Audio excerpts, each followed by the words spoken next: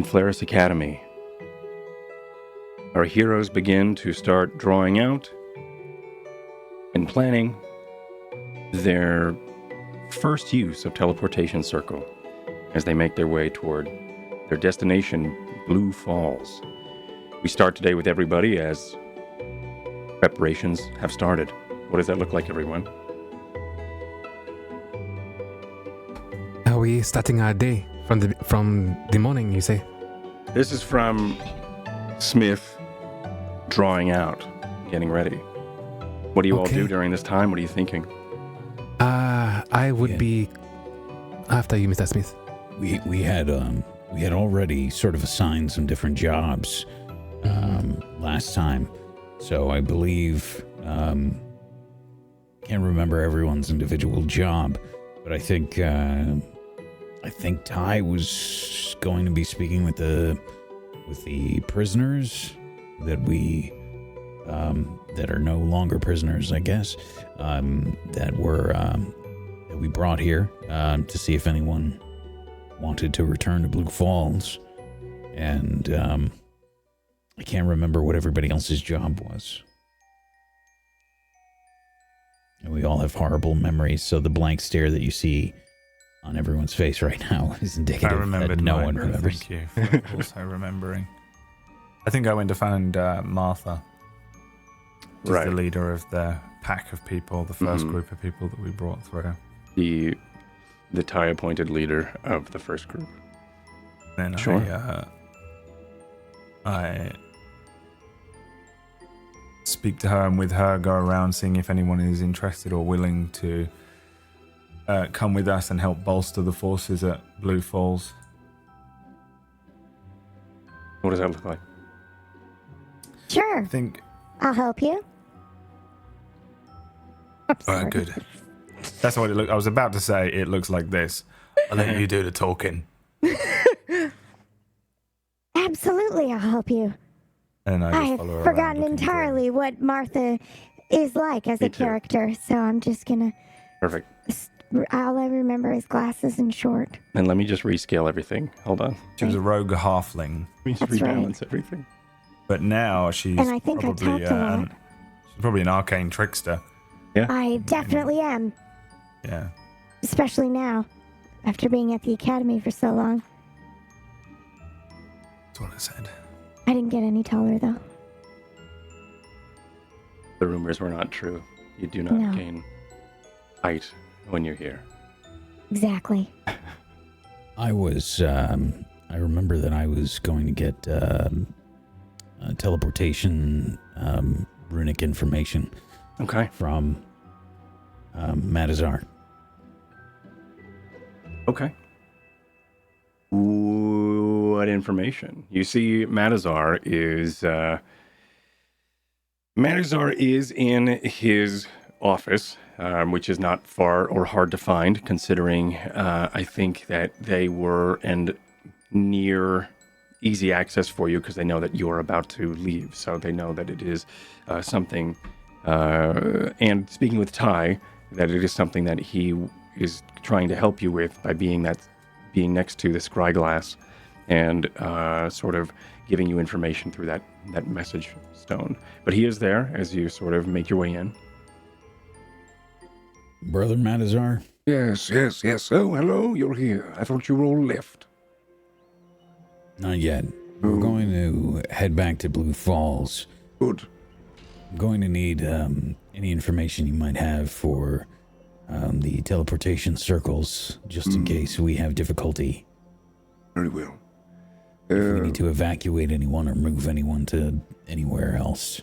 Of course. I can get you 2 others now. That'll be fine. Very well. What you can get me. Do you have a preference? And he shows you the map. Okay.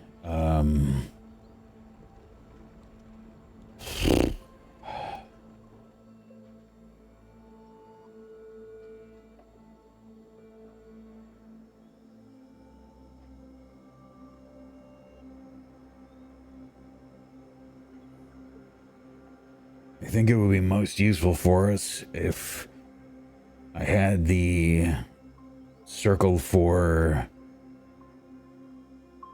Are all of these locations available?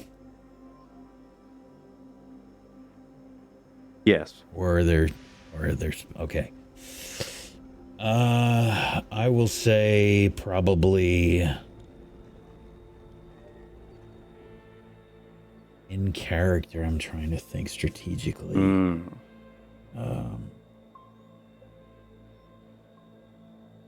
If I get one, I should not get one that's super close.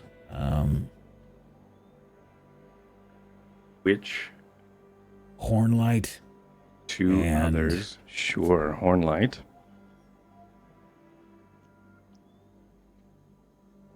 We have allies in Aftoki. That might be a good one to have too.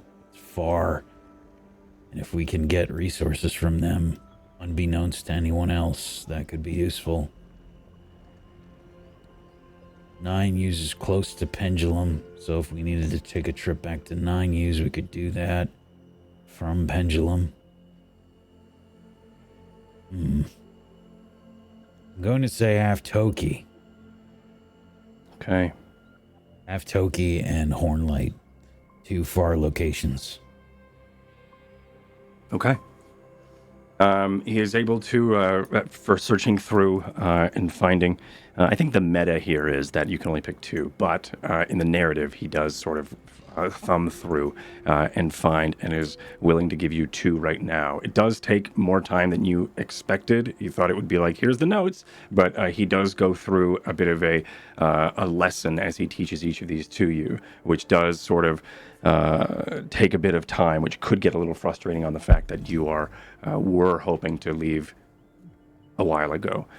So meta being you only get to pick 2 other fast travel points as well as Blue Falls, which is going to be Aftoki and Hornlight.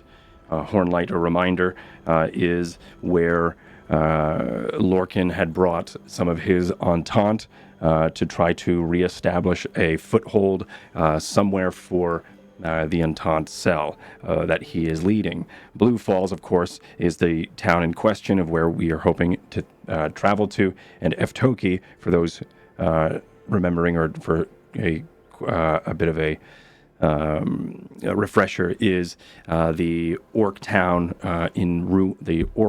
the ruins that have been overtaken by a friendly fishing orc community in the swampy lands of that Aftoki area and that marshy bit.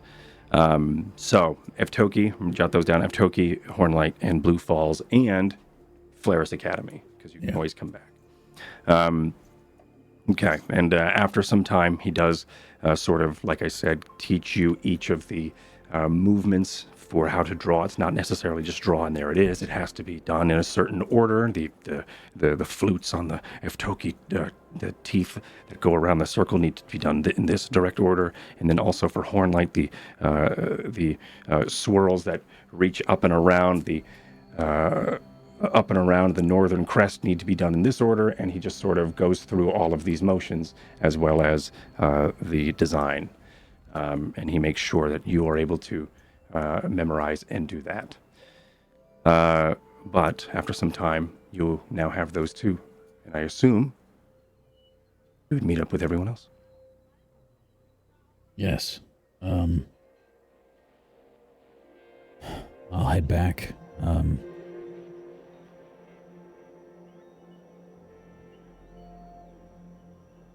A bit longer than you all expected, as Smith finally makes his way back. Sorry they took so long. Are we ready? I should be. I've gotten 2 more teleportation location runes and the incantations and methods to reach those places. I thought it would be best to find, if we need them, Hornlight and Aftoki as well. That was all that we had time for. I don't think if we were to use any sort of rune heading directly for Evervale that we would be able to reach this place safely.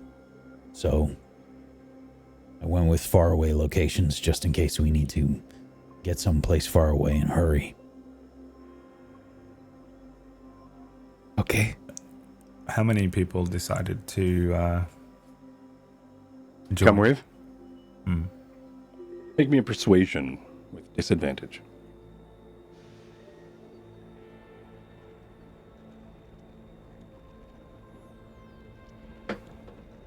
Oh, that was just normal. Well, that's an 8, so we're already not doing well. Wow, Okay. natural 1, 4. Oh, wow. Okay. I will show up with just Martha. Okay. Yeah. You come back with Martha. Makes sense. Yeah. We could be, like a strike team, and the rest of them should stay here in case there's an attack here. I suppose they feel like they don't owe us anything anymore. I don't know if they're ready yet. That's all it is. A lot of them are still weak. They were prisoners for years. Yeah. I'm ready. What was your name again? Martha. Martha. Yeah. You sure you know what you're getting into here, Martha? Well, yeah. All right.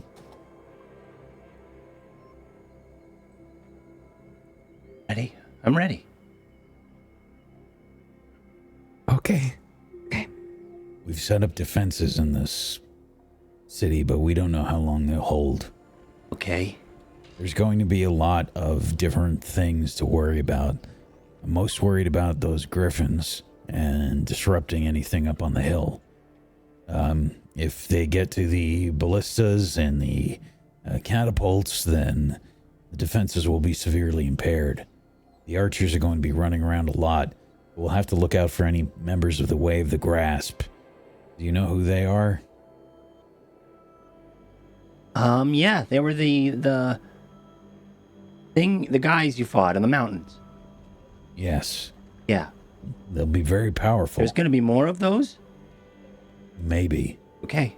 All right, I'm ready. I'm ready. I'm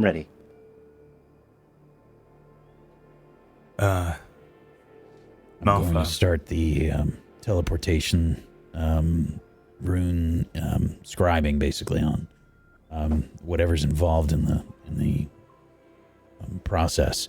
It takes about a minute, so I'm getting everything started. Okay.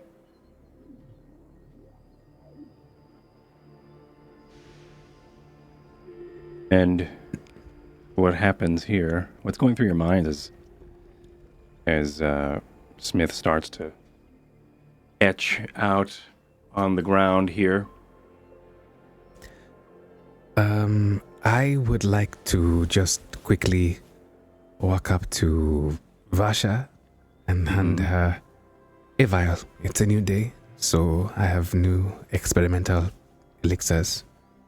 Thanks. The concoction of the day, it looks like...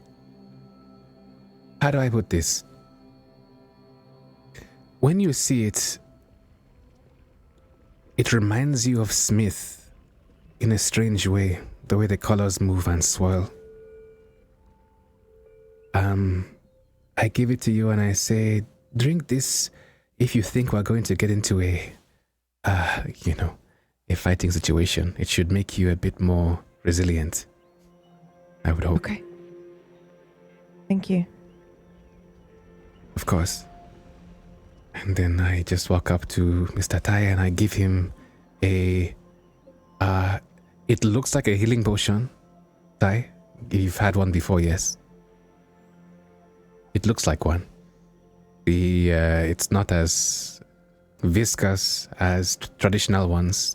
And in fact, it is fleeting, so if you don't use it by the end of the day, it'll go flat and clear. All right. That is all I've done. I'm good to go. My armor is set for the lighter version. It's not set up for my defensive configuration. Okay. So, There's a pretty visible difference. Basically, it looks a lot less bulky. And the on the gauntlets, the crystals there are a little bit more pronounced. That's where my lightning launcher comes from. all right. Sorry, I'm just immediately trying to make Martha stats. Okay. Oh, thank you. Yep. As you finish scratching maybe some arcane chalk or... Yeah, how does this look? How does Smith... What does Smith use here to scribe out this? Is it a paint? Is it a chalk? Is it a crystal? No, it's very exact. I've got a method of making very precise geometry with basically a piece of string and chalk and an anchor to create a perfect circle.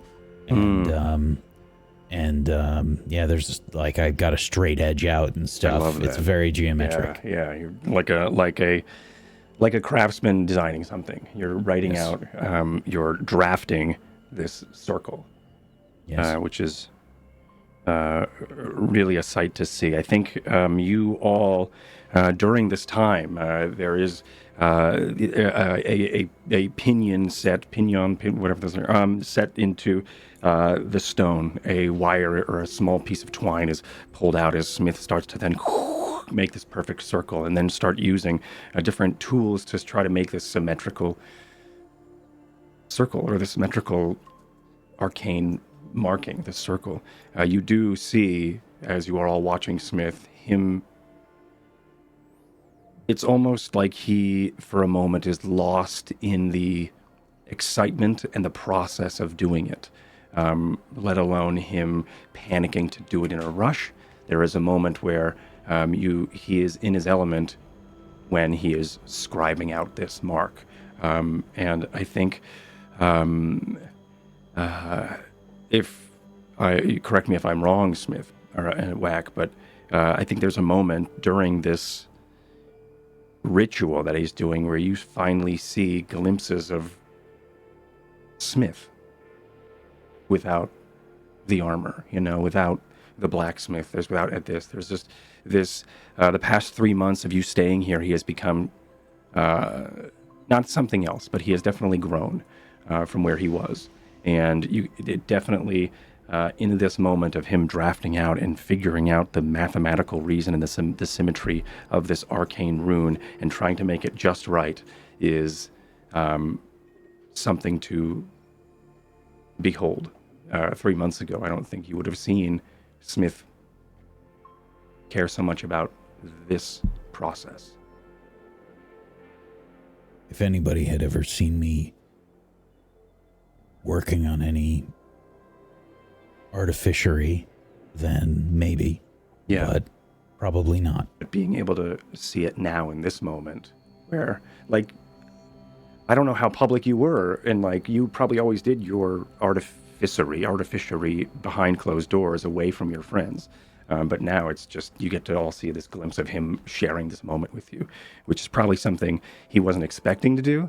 But I think for some of you, you realize how interesting it is for him to sort of let you in on this moment of his where he scribes this out. And with a couple more strokes, you're done, Smith. The circle is there. Now what? Now, I channel the Spellwind into the circle, and we step through. And I begin to complete maybe some of the runes, but I'm drawing in the air as if the air is ink, and I'm pulling the Spellwind down into the circle, and I'm completing little bits of the magical equation to finish the circle. Are you all sure about this? Love it. Yeah.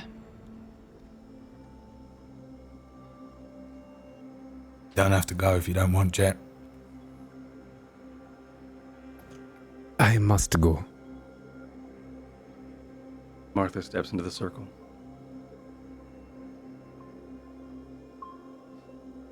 I'm just going in. Takes out a I'll blade, walk in. a quarterstaff. It's just a gnarled stick that looks like she's probably honed down and shaved through the last 3 months here. Whether or not she thinks she should have a quarterstaff being a spellcaster now, but she brings it with her anyway. Okay. And with that, the last twine or the last fleck of Spellwind plucked from this pocket dimension of Flaris. You begin to make your way toward Blue Falls.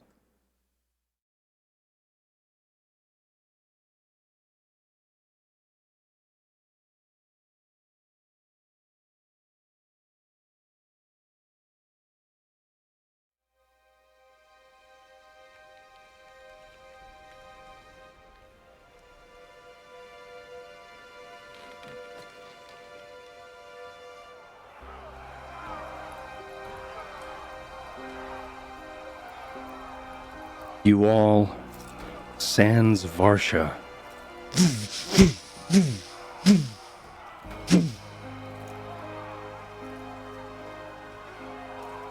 appear on a cliffside just outside of town. You can see from this moment this vista before you. Below you, a small masoned dais that has been etched and carved out the symmetry, almost the exact duplicate, but beveled into the stone of that very same circle Smith made.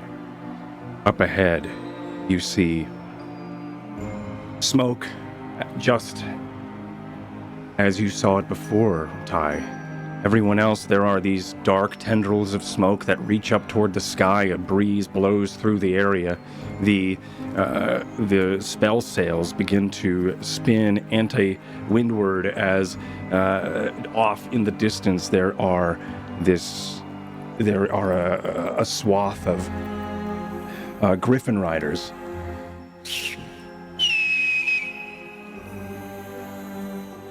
As they begin to fly overhead, and you hear this coughing of some sort of ballistics as these bits of slag seems to erupt from a chamber that these griffin riders are holding. Every once in a while, you do see smoke dance up and kick up from some of the buildings that are here. You also look around and you see that there is someone running through the streets. 2 foxes bouncing and bounding off of the walls as well. The person stops, looks at something as if they're trying to, like a map or some sort of instruction. They look up, they whistle. The foxes then begin to bound in a different direction as if they are looking for something. Down below, you hear a crowd bursting through defenses as they start to make their way up the switchbacks. But I'm going to leave you here a moment as we meet up with Varsha, who isn't in Blue Falls.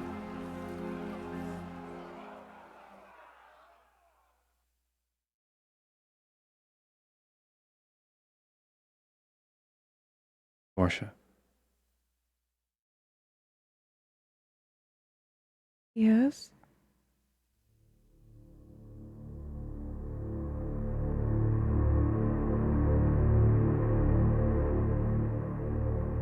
You seem to have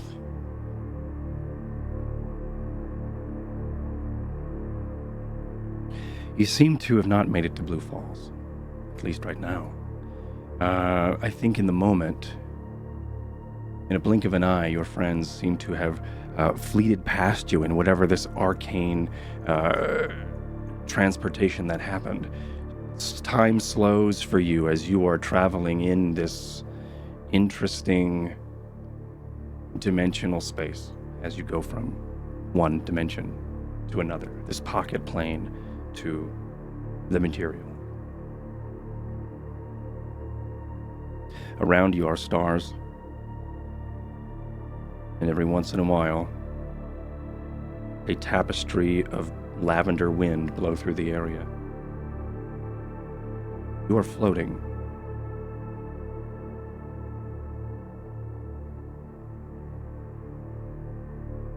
You think forward, you move forward. You think backward, you float backward. Your comfort here is completely up to you, Varsha. Okay.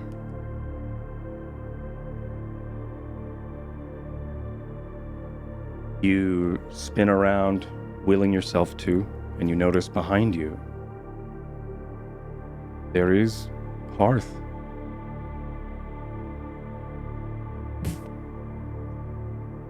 What? I'm sorry. Okay. I'm... Geoloon is also slowly making its orbit. Way down below, you see much more than the spine. You see all of Hearth, places you have never been, places you have never heard of. You see the reaches of the Frostburn. You also see the burning sands below, and the belt of Hearth itself. The Jade Sea is as tiny as it is. The spine as small as it is.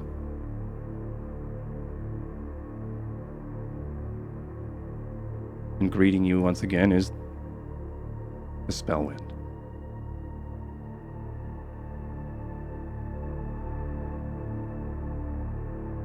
Is this real?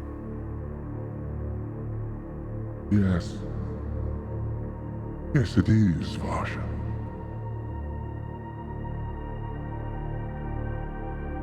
Do I recognize this voice? You do not. Okay. But the voice that I think it is a familiar voice that reminds you immediately of the voices you heard the first time you were in Blue Falls. Okay. We haven't spoken in a while. We haven't spoken, Varsha. Yes, Varsha.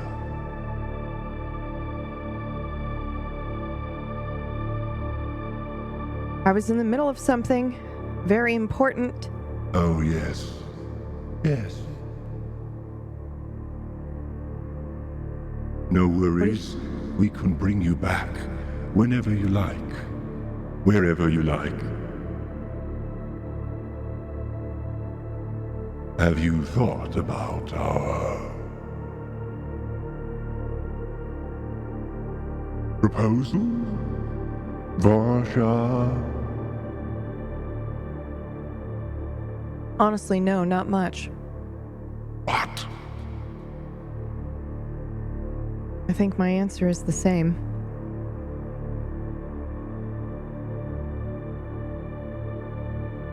What is the answer, then? Not many have turned down the Paragons. Your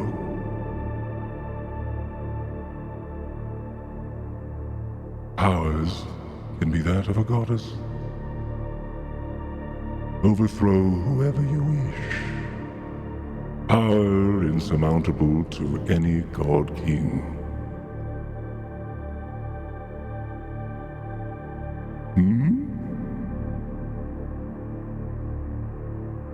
I can overthrow him without your help. If that's even what you would call it. Very well. I serve no one but myself. And the Spellkin. My brethren.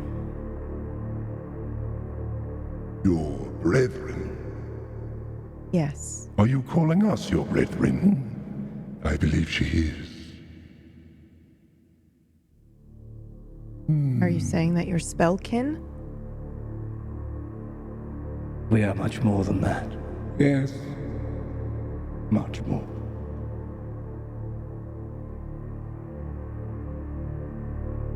Very well then. If you don't need us,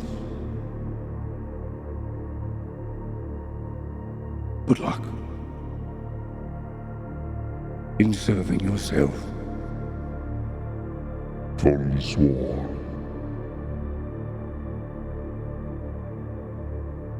Without a cause. I have a cause. And what is it? Justice, protection, guardian.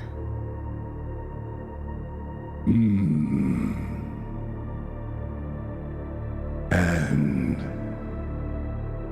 the oath that you've broken. And what will that do for you or yourself? Or the Spellkin around? Your brethren.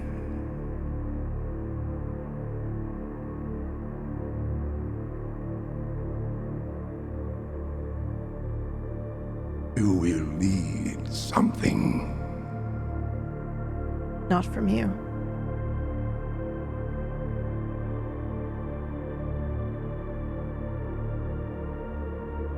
Very well, Varsha. Very well. I have everything I need. And what is it? What is what? What I That need you or what I have. have? Everything. Everything? Yes. And what is everything then? I gesture around me.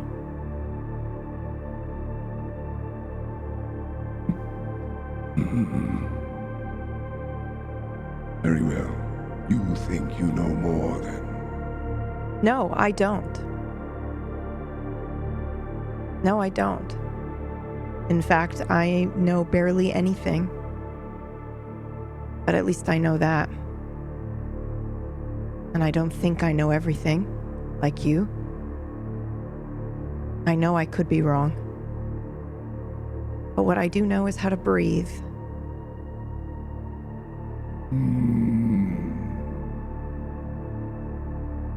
Very well.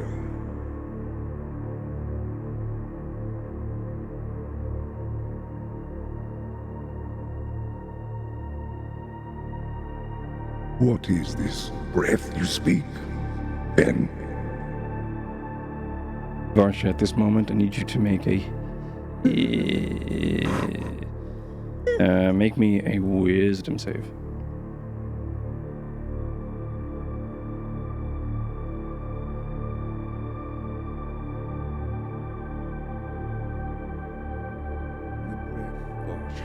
You ought to remember, and what talk to of everything else is the breath, the diaphragm of panic, the moment when we are to breathe, that there is the void.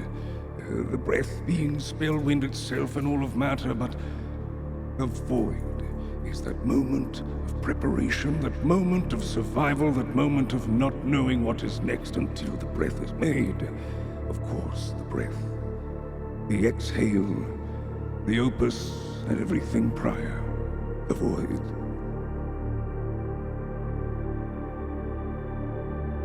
The opus.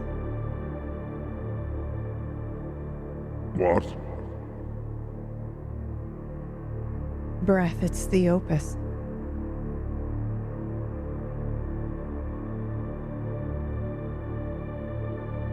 There is silence.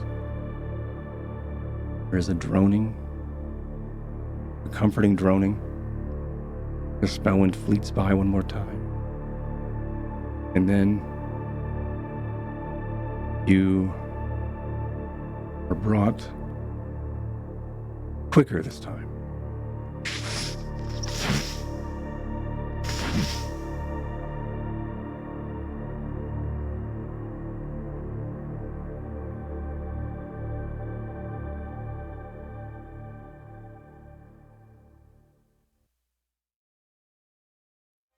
to Blue Falls. Your friends are there. You finally arrive as well. Varsha, moments later than everyone else. Everyone sort of looks at you. Maybe an uncomfortable amount of time has passed, enough for them to notice that you weren't there. Varsha looks You different. okay? Yeah. Everyone all right? Yeah. Did you come straight here? Yes? Do not. No. Where did you go? I got stopped. By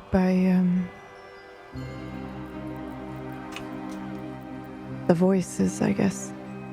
Which Same one? ones from before, all of them, and some I hadn't heard before. They offered me power of a goddess to overthrow the God King, and I declined.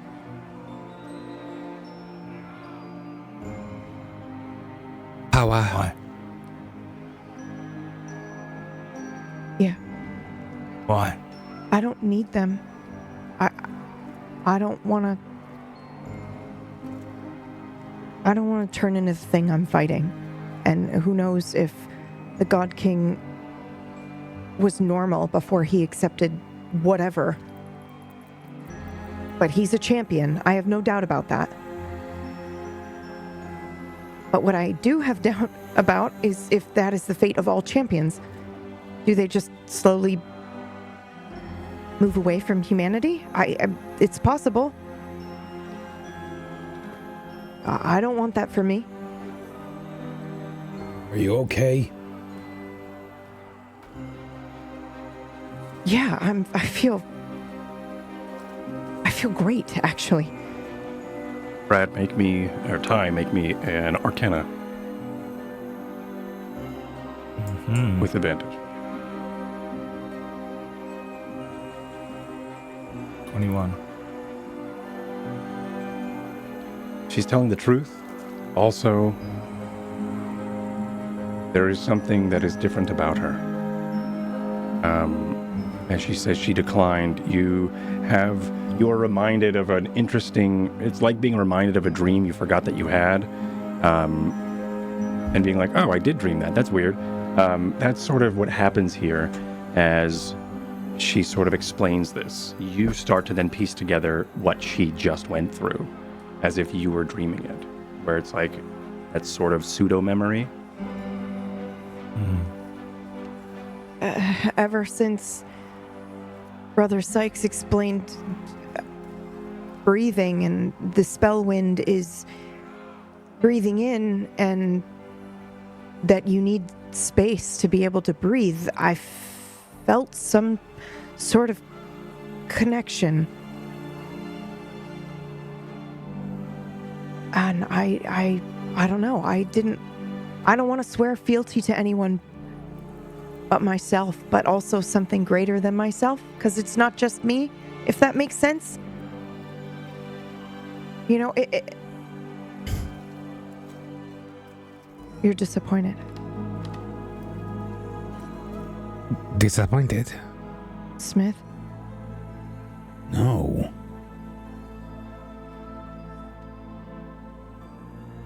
I'm proud of you.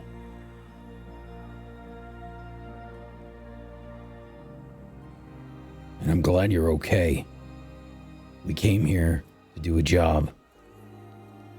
Let's do it. Yeah.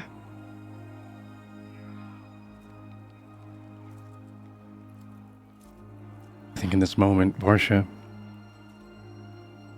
as you explain to your friends your decision, your purpose here, you begin to mentally prepare and tailor an oath you once said. This time to yourself, this time to everything. It's not just one person, but it is everything and you. You may Oh my god. Can I say it now? You may. Okay.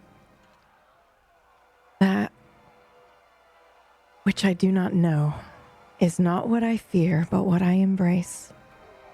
I inhale so the opus can exhale. This is not where I go to die. This is where I am born. And everything I know could be wrong.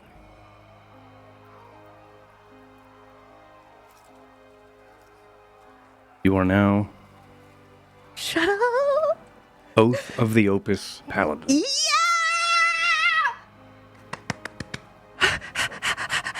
So you and I have gone ahead and already spent a good chunk of the weekend figuring out this subclass, so you can go ahead and start adjusting your character thusly. Also, that being said, meta-wise, oops, this is the wrong camera. Meta-wise, in front of you displays 3 options. There is the griffin riding over up ahead that are shooting down these slag-filled flaming buckshot that is catching buildings on fire. There is also that assassin or that scout with those foxes running through the streets looking for someone or something. And then there's also the siege down below that seems to be pushing up the switchbacks. It is up to you, my party and players, to figure out what you would like to tackle and how you would like to do it as you overlook Blue Falls during the siege.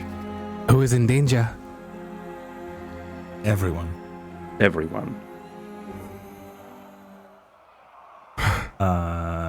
I hate to be that player, but I'm already moving away from everyone. Hands on the sticks towards the assassin. Okay. Is one of the... Did we have a plan like that? Like, I'm assuming we're strike team, right? We're going in and we're hitting the important people. I don't think we had a plan. We just said we were going to Blue Falls. We had a vague discussion. Yeah, because he said he was looking for the big players, right? Yeah, Ty's plan was to get here and just take out the head sworn, who is probably on a griffin, if at all, the fox person, and the the guy that was in the noble attire, who's possibly the mayor of Wyvern. You cannot see and that is him just in this Ty's moment, head. yes. Ty's targets. I don't actually know about the other 3 and what their plans are. Like, they don't. But Ty is essentially an assassin. Yeah. You've also been thinking probably ever since you saw this through the scry glass. You've been sort of, figuring out your plan. Do any of us notice him skulk away? I don't know. That is up to, if Brad wants to, if Ty's going to stealth check away, you may, but if you're just going to run off Naruto style, you totally can do that too. How far away is this dude? Roughly. Another scene away.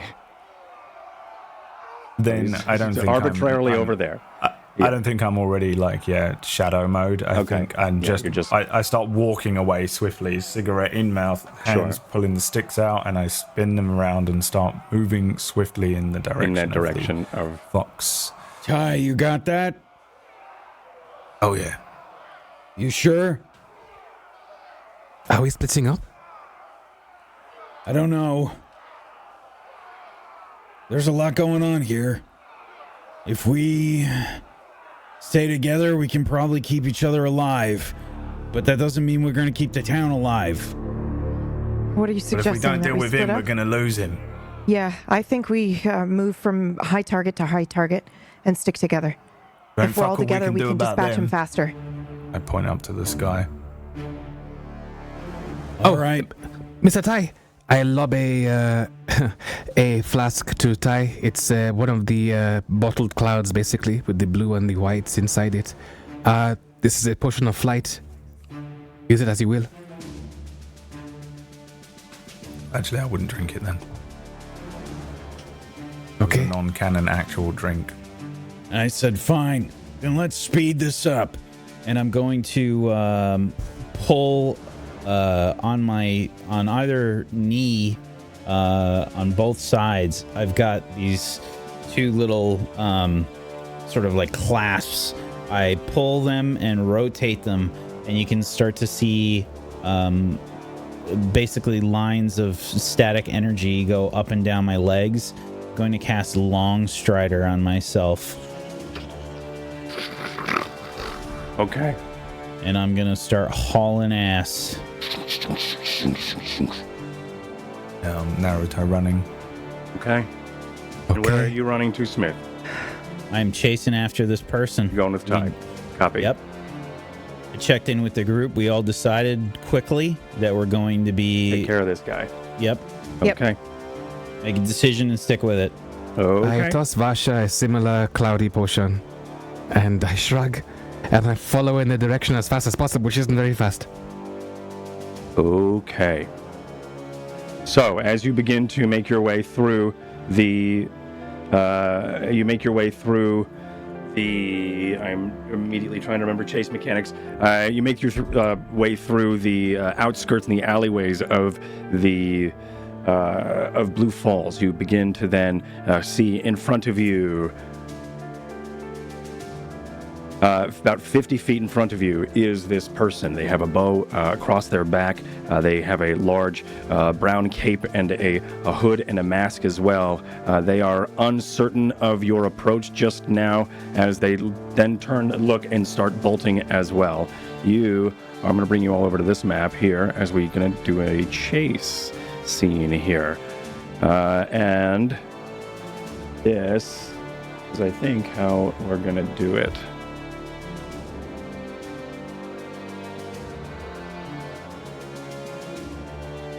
So, let me zoom out a bit. There you all are, and trying to quickly remember how to do this. I've never run a chase scene before, so give me one moment.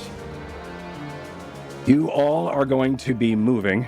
You can then dash as well. You have your, I believe it's going to be 3 plus your Constitution modifier, and that's how many rounds you can dash and move without getting exhausted and have to bow out of the chase. I have an additional 15 feet of speed as my base speed, so I'm up to 45 now. That's very good. Okay. From my armor and from my Long Strider cast. Okay. I am just double checking.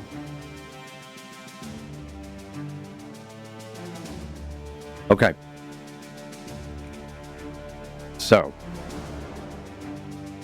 this first round happens as you start to chase through. There, these foxes start to bound off of the walls here, and there seems to be a large. There seems to be some rubble here from a building nearby that is already. I need to do this.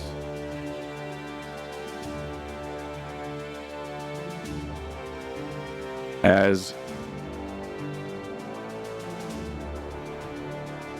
there is rubble from a building nearby, I need you all to each make me a athletics check as you are able to either jump and leap over these rocks, or you are trying to then squeeze between the rubble as this assassin or this target is also running as well. Is there any lawyering for acrobatics here? What did I say? Did I say dexterity? Athletics. Athletics. Yeah, and acrobatics. Yeah, you could acrobatics too. Yeah, that was. It was either an athletics or an acrobatics was what I meant to say. Anyway. Okay. All right. So, 19. Your how many rounds do you have, Jet? You have 3 plus your con. How many rounds do I have? Yes, 3 while rounds. You can be in this fight. So what is? I see. You have 3 plus your con modifier. Okay, which is plus, so 6. So you have 6 total. Yes. Okay. You now have 5 as you are going to stumble as you trip over some of this. And then we also have everyone else seem to have made it. Varsha, it was a little hard to, but you are able to go ahead and do it. Oh, actually, I can just do this instead of the round thing. Excuse me, I'm going to do this. The rolls are scrolled up. Oh, perfect. Oh, I totally see why.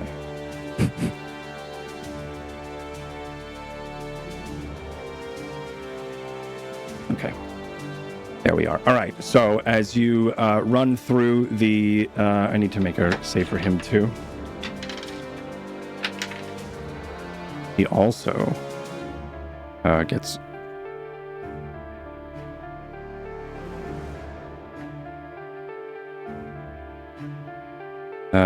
okay. It is... Anybody want to do anything else? You are dashing here, so you're actually using both of your actions, but if there's any bonus actions you'd like to do to help each other or anything, you may. Otherwise... Oh, okay. Does anybody else have any?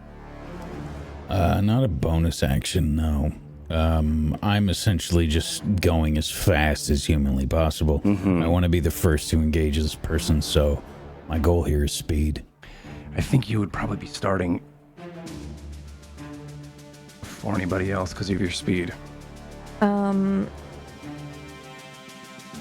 How far is he from us? I can't really see on the map.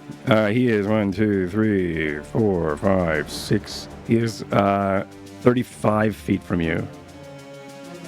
No, I'm sorry. This is not. These are 10s. 10. He is 70 feet from you. Oh, wow, okay. Yeah, this is a tracker more than it is the scaled scene. I will do Ty's Jaunt, actually. Okay. Which is a bonus action. Sure. And you magically empower your movement with dance-like steps, giving yourself the following benefits. Walking speed increases by 10 feet. They don't provoke opportunity attacks, and I can move through the space of another creature, and it doesn't count as difficult terrain, blah, blah, blah, blah, blah, blah, blah. Okay. So... Everyone gets to move up 1, except for Jet, who rolled a critical 1, or critical failure, and moves back 1. Okay. I can't move myself. I just moved you. Oh, okay. So as you begin through and you're running around, the next round, of course, this next obstacle that comes up looks to be, I think, a cacophony of this flaming slag just sort of splashes against the wall that you are nearby. Of course, that same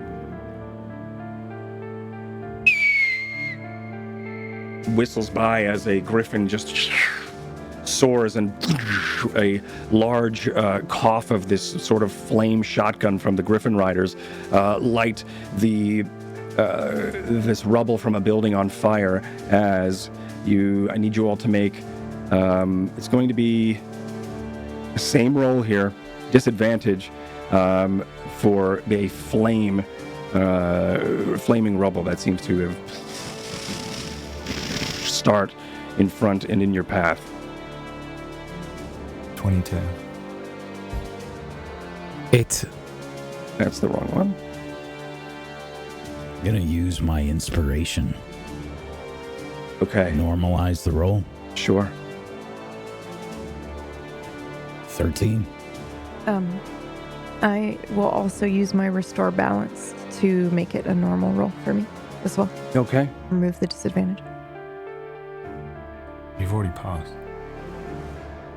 I was going to use it anyway before I saw the roll result, so. Okay. Jet with an 8. Jet, you stay where you are as you try to push through everybody over. We had a Smith. You took a 13 here with this one. Yes. Okay. You do not move, but Varsha, you and Ty both are able to move forward. The flame You're able to jump through, leap. Maybe some of you at the same time are able to jump and pass through. And there is a bit of a wake of that is left from the speed of which Smith is sprinting through these flames. And that gap is enough for a lot of you to jump through. Unfortunately, that gap of flame closes up before you do, Jet. But Jet, you do make it through, but it does cost a little bit of speed. I need to probably roll for this guy first. But this guy also seemed to have run up the wall next to the, like a wall run around this flame as he then sort of shakes his head as if some of the smoke or something got into his face, but able to regain his footing again and continue running. As you turn through the next, the character that you are chasing bends around a corner, and then through the courtyard there are several denizens sort of making their way, fighting, and there's a scrum that is happening here, but he weaves and dodges between a whole bunch of crowd, a lot of the crowd and these people, as he is able to make his way. I need you all to make me investigations or perceptions, whichever you'd like here, as he is, or survival. It's actually all up to you which ones you'd like to have here, as this person, you almost lose this person in the crowd. 21. 18. You said perception, investigation or survival. Mm-hmm. Okay. Okay. Varsha, you take a moment. It's really hard to see where he has gone, but to everyone else, you are able to move up one. This guy's got to try to... And I will go ahead and do that. This guy doesn't. I rolled a natural 20. You rolled a natural 20. So you are able to move up. And... what round are we on? We're on 3. Okay. And Jet and Smith, or I'm sorry, Ty and Smith. Smith got a 21. And Varsha got a 6. Okay. And this is this. Anybody have any bonus actions they'd like to do or cast here? Varsha, you have, oh, this isn't speed. Never mind. Go ahead. What are you all saying? I said You nothing. want to go first? Oh, okay. I will. I'm going to use a sorcery point to cast a cantrip as a bonus action. And it is Armor of Agathis. Okay. Which will grant me 5 temporary hit points. But if I get hit, they're going to take damage. Okay. And what does this look like?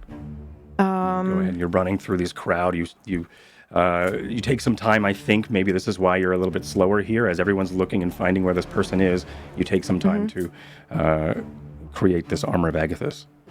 Yeah, I think I drag my finger in front of me in the space, and it looks like there's resistance, like I'm tugging at something that you cannot see. And then I move my hand to the left, and something envelops me, I think. And then my armor and just everything, it looks like I'm covered in frost for a moment, and then it absorbs into my skin. Okay. I think for the natural 20, I'd like to describe how I see the... Yeah, totally. Okay, so I shake my the bottle that I usually use for the mage hand, and as I uncork it, you see one large bubble come out, and then like one of those Russian dolls, the Matryoshka, it pops, and then you see 5 bubbles of decreasing size go in front, and then like a periscope, I can see him and spot him, and I go over there, and then it goes pop, pop, pop, pop, and then they just pop back, and then I pop the cock. Sick. Okay. And then as you all sort of look and see where Jet is pointing, you do see as he sort of ducks through this crowd and weaves away into what looks like to be a market nearby. The market is empty now, but he does trip over some rubble that once again was caught on fire. Or he trips and stumbles, but it does catch on fire with some slag. It does look like up ahead or above you that there is at least 1 or 2 of these griffins that seem to be targeting at least and see what's happening here, and they could be harassing you with their slag shot. And he trips, so he's going to go back 1. And I need everyone else to make me athletics check here, or acrobatics, if you are Ty. 28. 23. Okay. Jed, you do not move forward. Varsha, you do not move forward. 12, but I would like to use a flash of genius. Okay, yeah, totally. To give me +3. And I think maybe perhaps just follow. So, what are we doing with the acrobatics right now? Are we avoiding something? You're avoiding. It's an old booth that seems to be. He tripped over it, and then in the time of him tripping, a fire had caught it on. A slag shot caught it on fire, and now there's this like flapping canvas tent that is like falling in front of you as you were all chasing. I think I would not have been able to get by, but the same cork I had before, I open it again, and I blow on the vial, and then as I do, these large pearly bubbles go in front of me like, as stairs, and I walk up them over the obstacle, and then land in front and keep going. Okay. We are on round 5. I'm very suds-based today. What's everyone's rounds? How long can you? What's everyone's 3? 7. 3 plus. You have 7. You have 6. Myre. Jet. 6 is 3 plus your con mod. 3 plus your con. So it was 6, but then I lost 1, didn't I not? I think I did that wrong. So So I screwed this up and just remembered it, and now you have as many rounds in this chase before you take exhaustion. Okay. So you have 1 more round before you take exhaustion. You could bow out of the chase at any point. And in Varsha, what do you have? What's your con plus 6. 3? That's 6. And Ty? 3. Okay, so Ty, you don't have con. You have nothing in con. Okay, so Ty, you have the option here to either bow out of the chase, or so that's smoking he does. Yeah, it's all that smoking. Bow out of the chase, or you can just reduce your speed every round and try something else. You won't be able to You won't be able to dash. Is what it comes down to. You could still move. You'll be moving slowly, or you can push yourself and take exhaustion. No, I mean, usually I'm Naruto running forward and the others are left behind, but Smith is like Terminator running next to me. So I think I think I can trust that he will get to this guy in it, so I won't do myself in. This is a long, we've got a lot of things to get done while we're here, so I have to work in the team here. So I'll slow down. Can I do something else? Sure. What? So instead of my action being a dash, you are automatically moving. You now have an action and a bonus, but you will be reducing one of your squares. Yeah. Now? No, actually. So up ahead, he takes a turn, and going through this market area, you see up ahead as you're approaching the Upflow Tavern. It looks like it's been bolted shut. He jostles the door, and then he runs around the outside and bursts through the window, one of the windows into the Upflow. Of course, this tavern has a large central pool that is constantly bubbling upward and then creating this river that flows into and out of this old caldera that Blue Falls has been built around. And you see as he jumps through. This next obstacle is a window to then make your way into the Upflow Tavern. You all need to make me an acrobatics check. 33.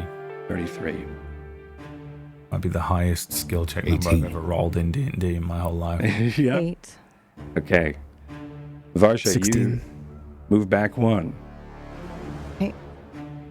Jet, you move up 1. Smith, you move up 1. And Ty, you have to go back 1.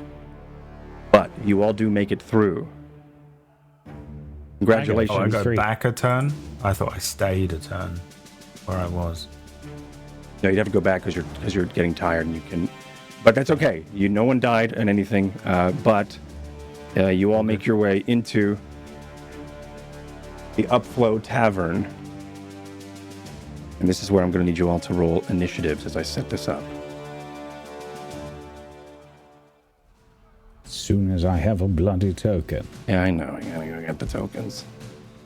Gotta go get the tokens. I forgot to do that earlier. Where are they? Where are we coming in from? Because I think I can just drag myself onto the map. Oh, you are all coming in from here.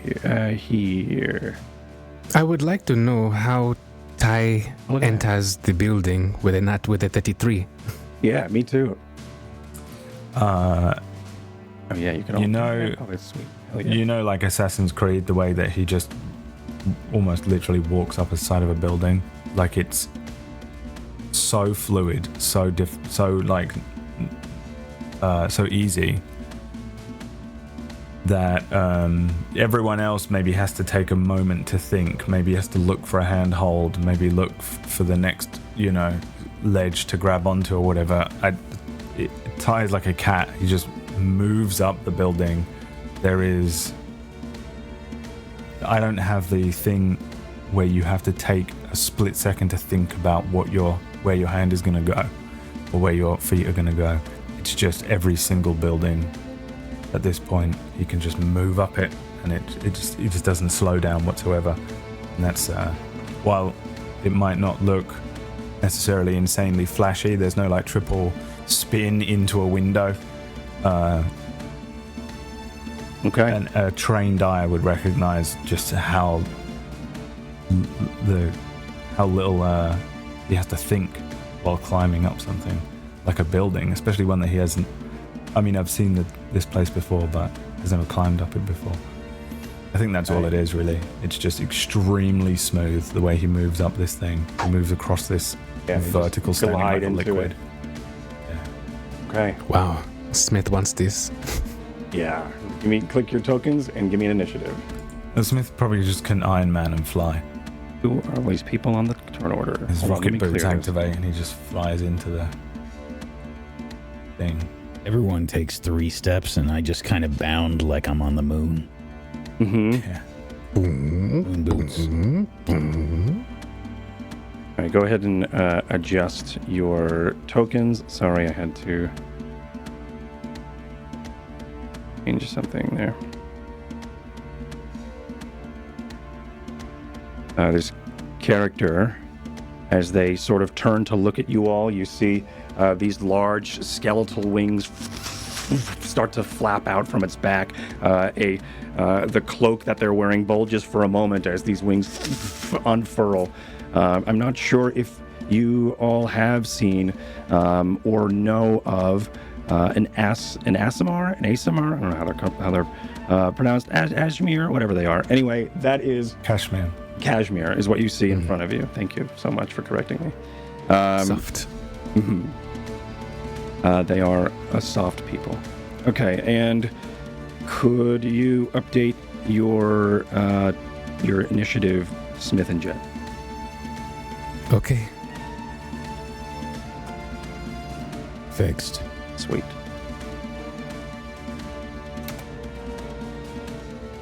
Cool. What is this? Alright, that's not how that works. Okay, perfect. Smith, you are up first. This person then looks at you. Like I said, their wings start to then appear behind their back. It doesn't look like they are able to jump or fly with them, but they do flap sort of in like this comforting motion as this person is sort of prepares their bow and starts to back up a bit. Yeah, I'm having none of that. Mm-hmm. I'm going to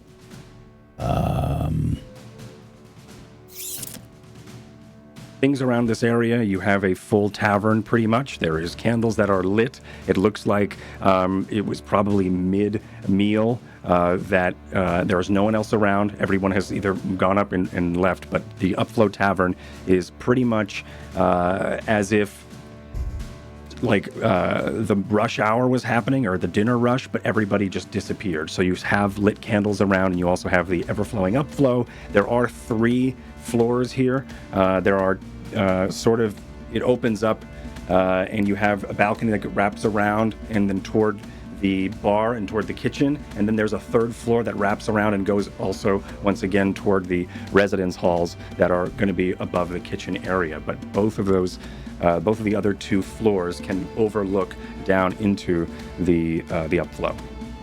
There are nets wearing as metal. well. They are not wearing metal. No, it looks like they're wearing some sort of padded assortment of armor. All right then. As I'm running up, you're gonna see me hover a hand over my the crystals that I have set into my gauntlets, and I'm going to start to, as if I'm pulling a rope of Spellwind from them. You start to see lightning begin to crackle along this rope of Spellwind as I begin to form a loop, and I will throw a lightning lure to pull them in. And they need to make a strength saving throw. Okay. 13. Nope. Okay. So they will get pulled. And I'm positioning myself, by the way. I don't know if they were... Did you say they were up off the ground? They are not off the ground, no. Okay. So I'd just be back 1 then. Okay. But yeah, I'm pulling them 10 feet. And they will take 5 lightning damage as I do this. Okay. 5 lightning.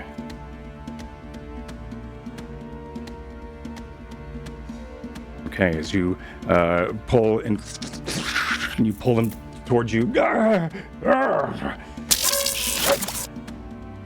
Okay, next is Ty.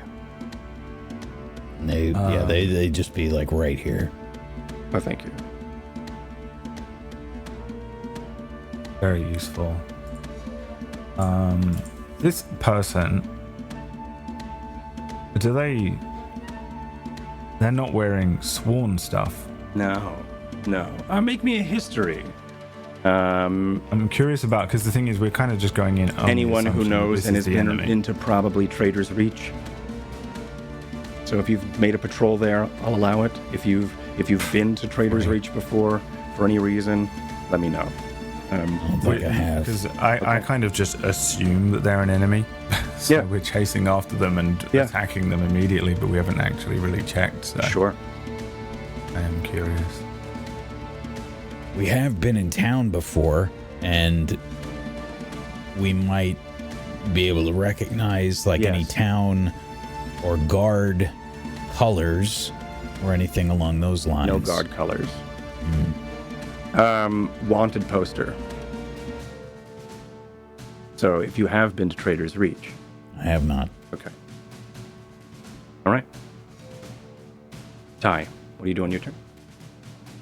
Okay, so I will run up to them. I've got my Eskrima sticks out. Mm-hmm. Here's what I would like to do, and we'll see how you feel about it. Mm-hmm. I will make an attack that is aimed low, like at the legs or knees.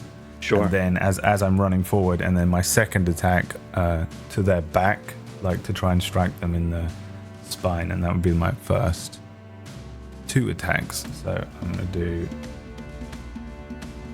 that with these 2, a 28 and then a 24. Those hit. So 13 and 7. Okay. Now, can I say something before I unleash the rest of the attacks? Yes. Because I don't know exactly how they look or whatever, if they have a mask on or something, but I strike them once, I strike them again, and I say, "You're done, stop." Okay, make me persuasion. Actually, what's your charisma? I make an intimidation check. Intimidation. Do intimidation, yeah. Oh, wow. Natural 1, which is an 8.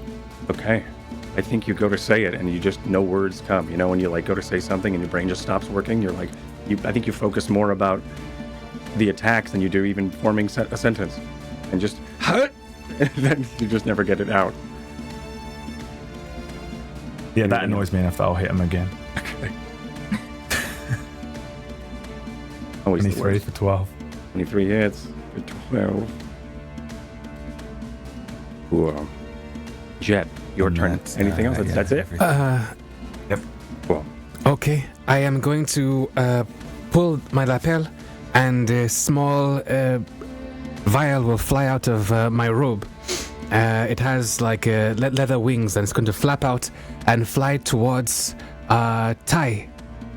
Let me just check the map again. Yes, it's going to fly towards Tai, and as it does, the violet liquid inside my familiar violet is going to turn a interesting reddish hue and seem to increase inside the space of the vial until the cork itself is fit to burst. And as it does, this flying vial is going to turn, and it's going to cover Tai in this red mist. Tai, as it does, if you breathe it in or not, I suppose you're going to feel it land on your skin and go inside you, and as it does, you're going to take the effects of giant growth, I suppose. Oh, go again. Point of order, DM. How high is the ceiling? Question to ask first. That would be a question to ask first. Probably about 60 feet. 60 feet. Okay. In its highest, because there are balconies, but if there are balconies of 2 other floors, if that makes sense. They wrap around the pool in 3 sides. This side, actually, I could probably, for better description, does this work? Do you see anything here? No. Do you see anything here? Yes. Yeah, so that's sort of what the how the layout of these floors go. Okay. If that makes sense, there's 2 floors above, but the black space there is going to be looking downward into where you are all fighting in, of course, the main or the common room of the upflow. Very well, until I will it not to be so. Tai is going to be twice his size in all dimensions. He's going to be 8 times as heavy as he currently is, and he's going to increase from up 1 size, so from medium to large. In this state, he is going to deal 1d4 extra damage with all his attacks, and also have advantage on strength checks and saving throws. Hell yeah. Okay. Yeah. Now I'm Big Tie again. Big Tie. Big Tie. All right. Sick. The bigger Anything he else? is, the slower he speaks. Yeah. No, that is my turn for now. Okay. Let me just check to see where on the map I am. Sure. I'm going to maybe go inside, maybe go by this top over here. Okay. Varsha, it is your turn. I move in and I will attack Okay. right in front of him. Sure.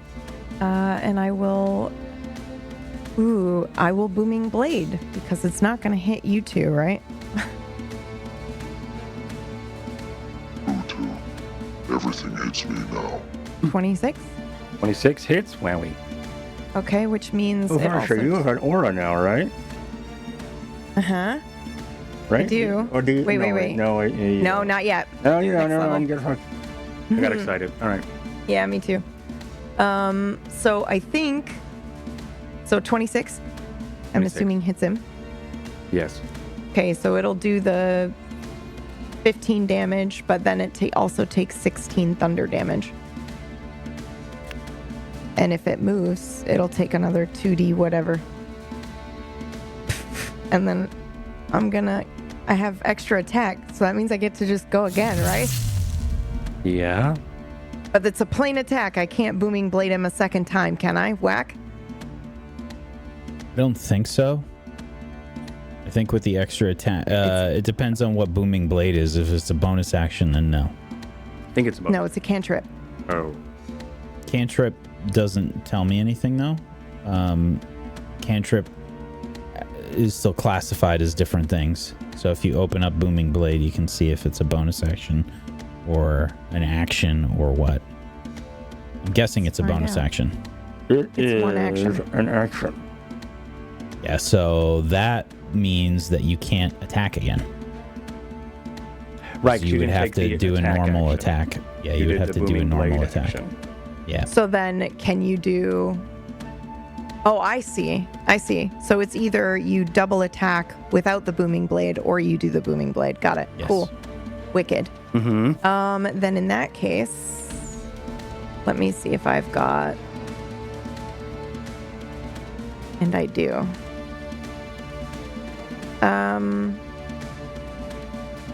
Oh no, that is horrific. No, I won't do anything else. That is it for now.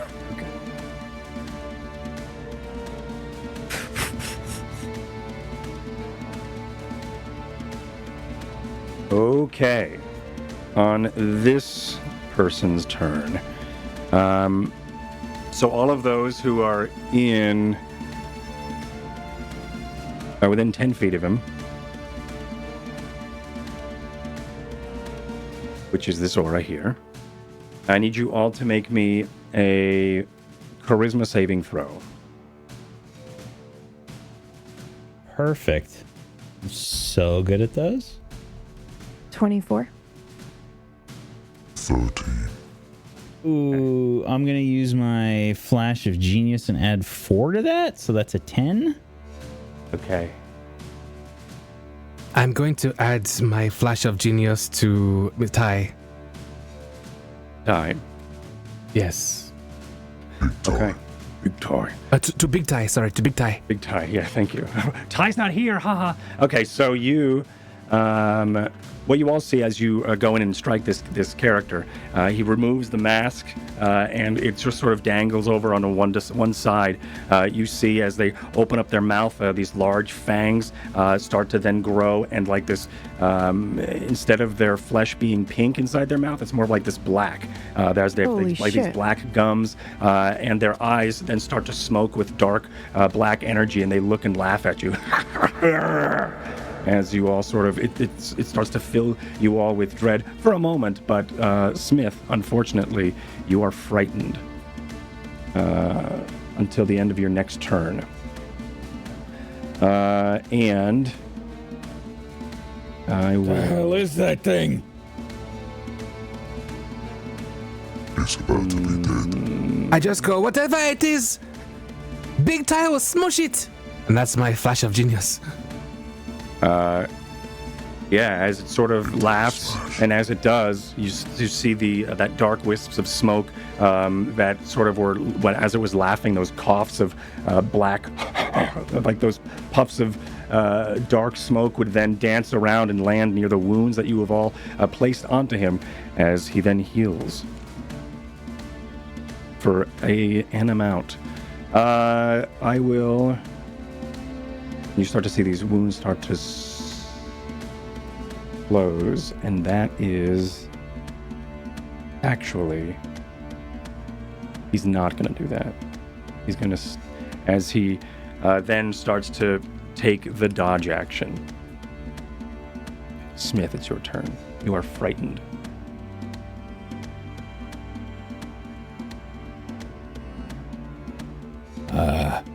I'm looking all around a bit wild. Don't you all see that? What the hell is this thing?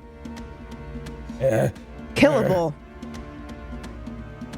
Okay. And I'm going to you'll see like my hand sort of aimed downwards. I'm gonna cast Magic Missile level 2. Sure. Frightened. What's your frightened status? Disadvantage to attack, but Magic Missile is a guaranteed hit. You don't have to move away. Okay, no. All right. Nope. Sweet. I just can't move closer. Yep. That's what it was. Okay. So this is 4 darts, or is it 5? I think second level's still 3. No, you add 1 for each level. It's 3 at first level though, right? Yep. Yep. Okay. So 4 magic missile darts headed their way.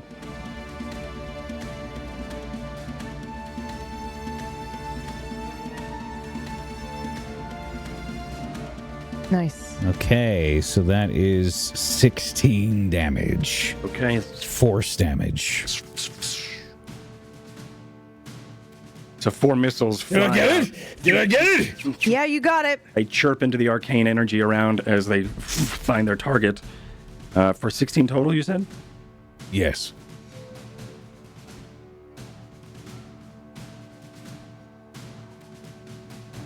Okay. Ty, it is your turn. This person, their large skeletal wings seem to just sort of undulate and find pose as this person is sort of preparing for battle. Their laugh sort of has helped infuse some of their wounds closed. What do you do? I'm gonna hit it. Oh, also, do I get another charisma saving throw at the end of my turn? Yes, you do.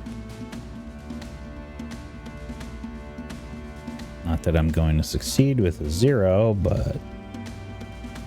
That is a natural 20. Or a natural 20. Yeah, that is a natural 20. So you are able to shrug it off.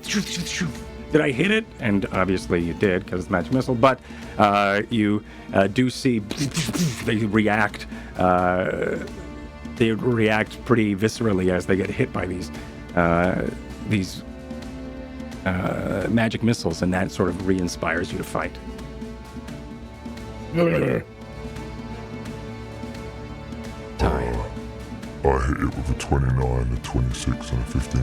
Do I have advantage to attacks or just more damage? What was the you have enlarge do? enlarge gives you 1d4 extra damage.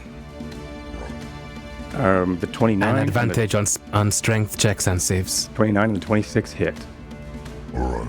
One of them I would like to make a distracting strike. Sure. You're scrolled up on the rolls. Oh, again, of course. Thank you.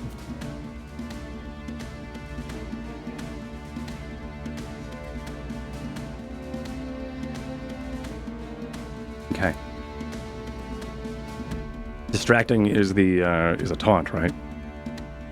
No, it gets an extra 3 damage. And, Oh, nice. basically, the next attack roll against him has advantage. Yes. And I also get an extra 2d4. Alright, there we go. So 10, 11, 14, 18. Is that right? Big time. Big time. Big tie, small maths. Yeah. 28, yeah. I hit him with things. I might have a sound effect. Okay. Kind of.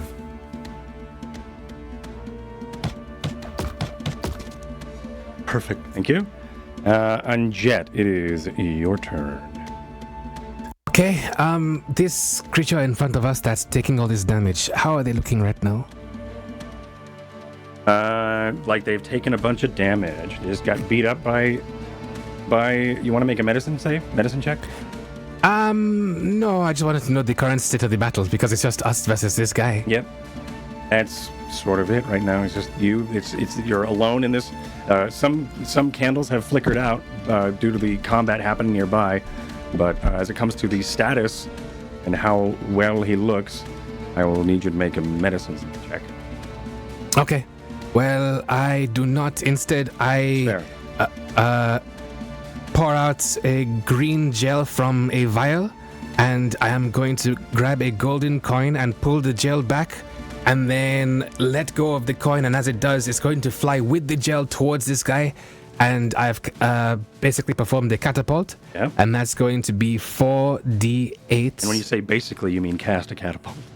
Exactly. Perfect. Yes. Hell yeah. 4d8 And so they have to make a dexterity saving throw. Sweet.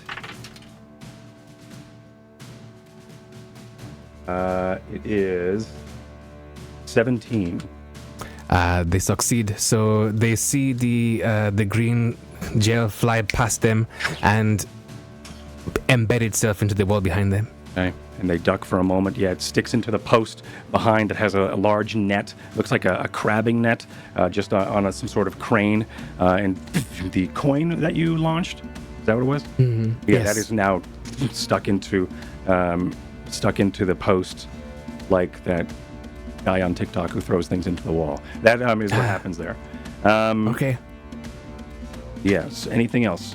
That would be my turn. I'm going to be a bit more conservative now that I've done that. Okay. Varsha, you are up. I'm going to Booming Blade again.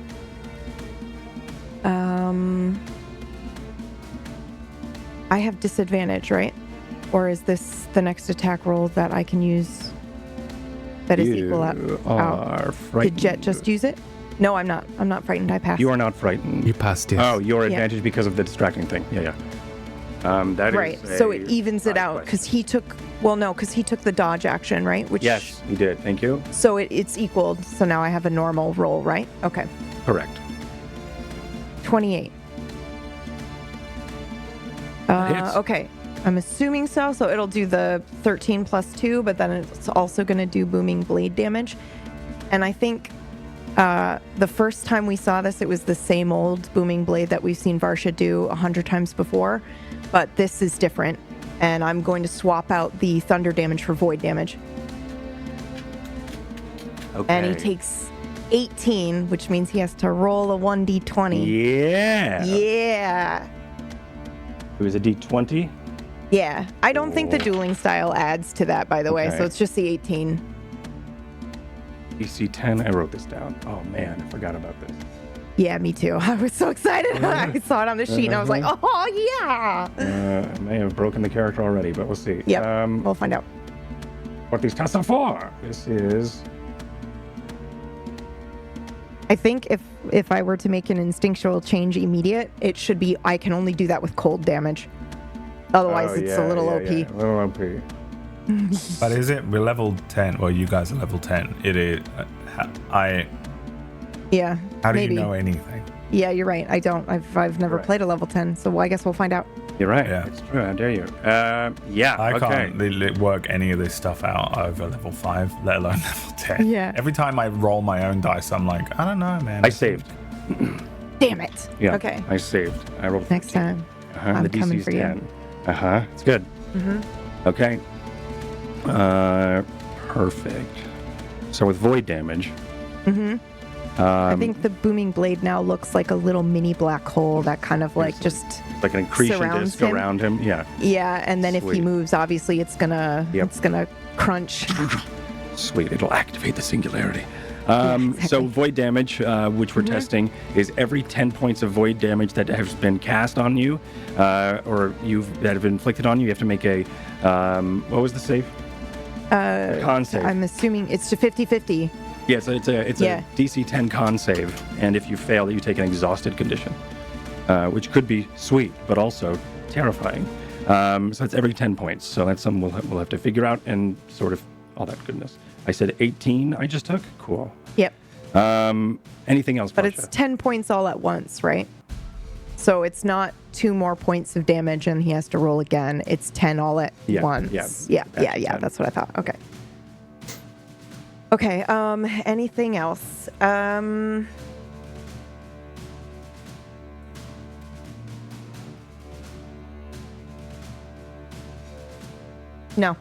I'm good for now. Okay. I lied. I will use a sorcery point to cast Decelerate as well. Ooh. So he On needs him? to make a wisdom saving throw. Yep. That is, I rolled that right in the rail, which means it was cocked. I rolled a, what was it? What was the save? 18. 18, and I'm making, I'm sorry, con? Wisdom. Wisdom. Gotta flip through all my notes.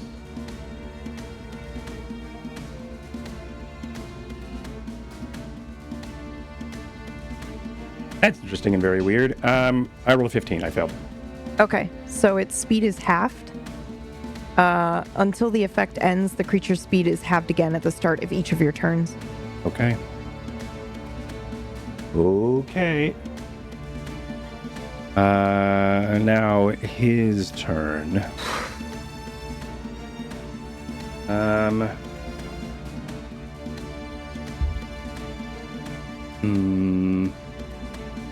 This is not great.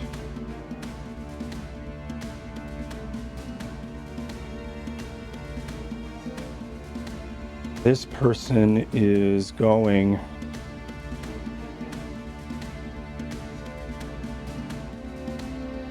start of their turn, everybody within the aura needs to make a charisma saving throw.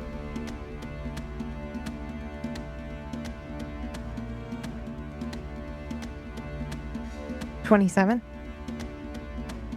13, and I'll use another flash of genius on myself. Okay, and that brings you to a 17. Yep. That is a pass. All right, so you all pass, but he will then use the dodge action. He also then whistles, which for a bonus action to summon his, and this echoes throughout the entire chamber to summon his foxes. But we're going to start at the top of the round after this, as we are going to Two of now... the hottest people you've ever seen. We're now... Summons Kurama from Naruto, and we all... Sorry. There you. Hey, what is this music? I didn't need that.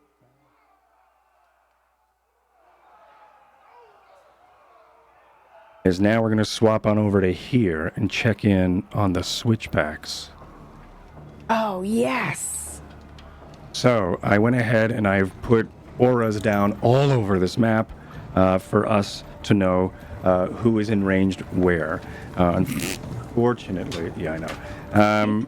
There's only one little spot where there really isn't any, and that's right in front of you. But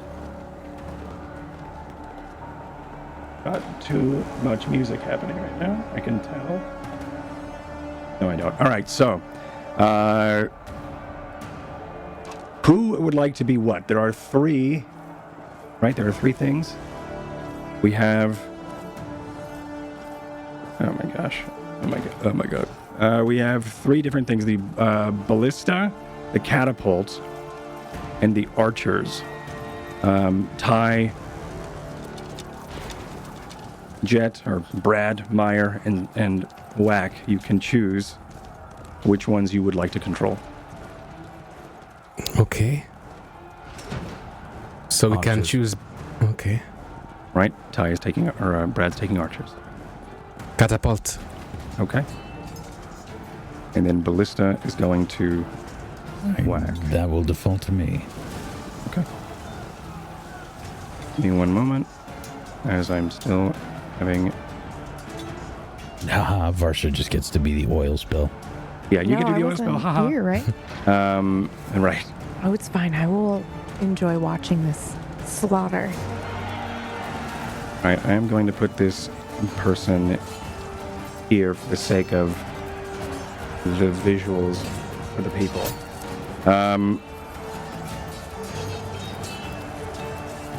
There is a squad of 8 that are making their way up the switchbacks now. They make their way by a small passage here.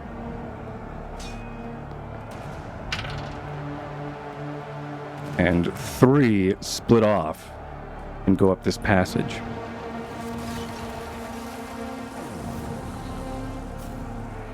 I do know that I'm in range for 2 things. What am I in range for? The Catapults ballista? and ballistas. Yep, catapults and ballistas. So catapults and ballistas. let me know. Actually, you wouldn't be for the ballistas, right? Because those only aim. Those are in a line. Yeah, they will aim. They will aim in a straight line. So yeah, you wouldn't be able to with the ballista. Yeah, that's true. But the catapults can. The only question I have with the ballistas is, does that mean that they have a longer range in that one direction? Yes, it'll be doubled in that one direction. Okay. Does that make sense? So what is the ballista range? Ballista is 65 feet.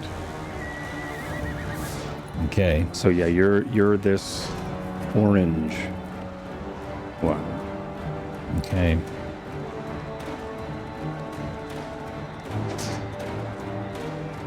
Well, no, because then if you can't shoot around, you would only be able to use it in that line, because there would be no reason to ever shoot it at 65.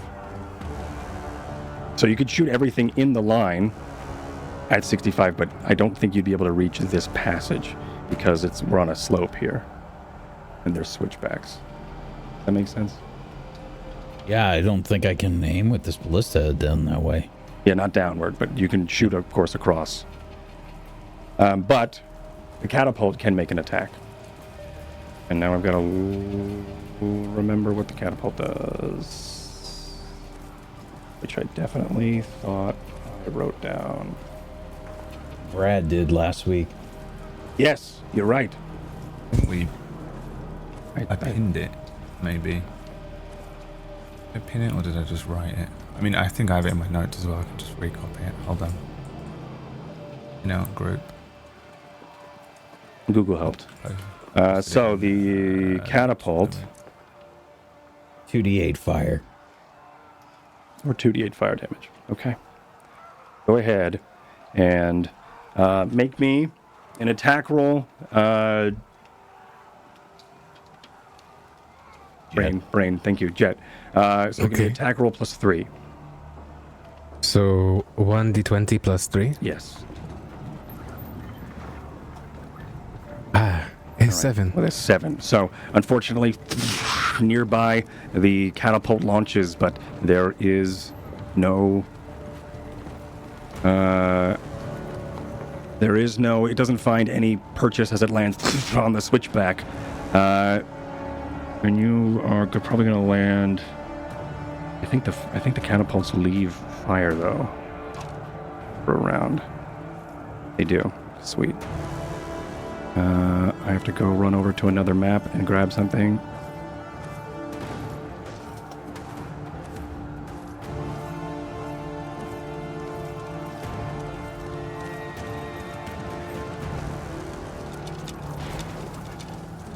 It does, though, however, land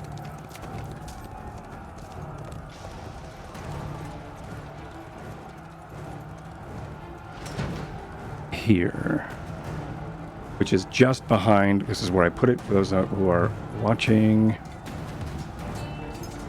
Is just over here, right behind. A splash of fire lands, and it's going to stay there for a round. Nobody else can do anything here for this movement, right? So we will come back to this after next round at the upflow, and after this. We're going right to break, everybody. We'll be back. We've got to check out what's going to happen here in Blue Falls. There's a lot going on. We have a tower defense that we have to do. We have a fight in the upflow tavern. And so much stuff. Yep, and also there is a patrol of some sort of siege griffins from above. We'll be back, everybody. Go get some water and such. We'll be back here in a bit.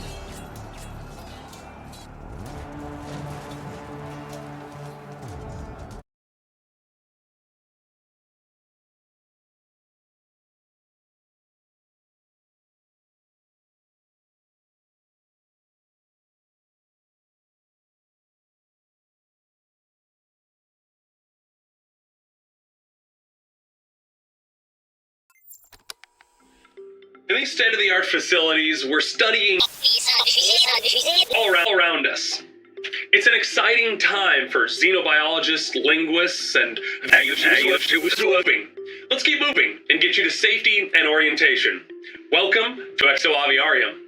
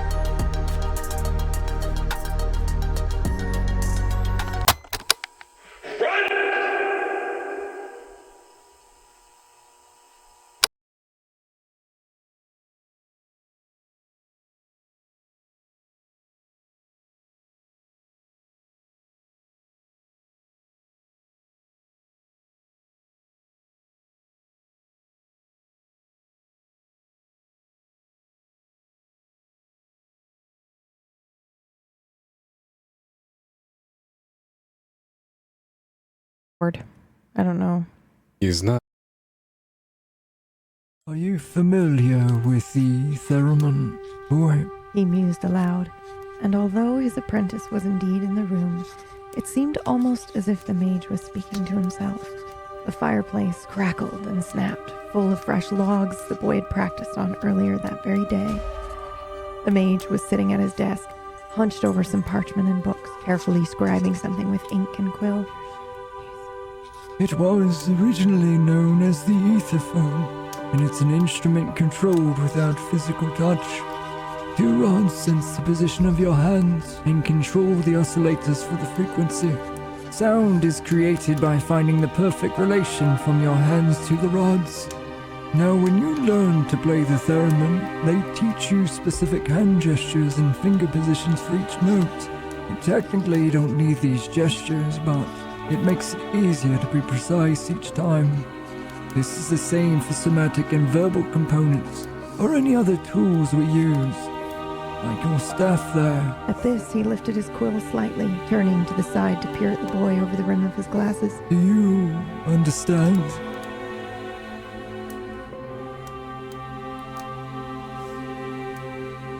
Good.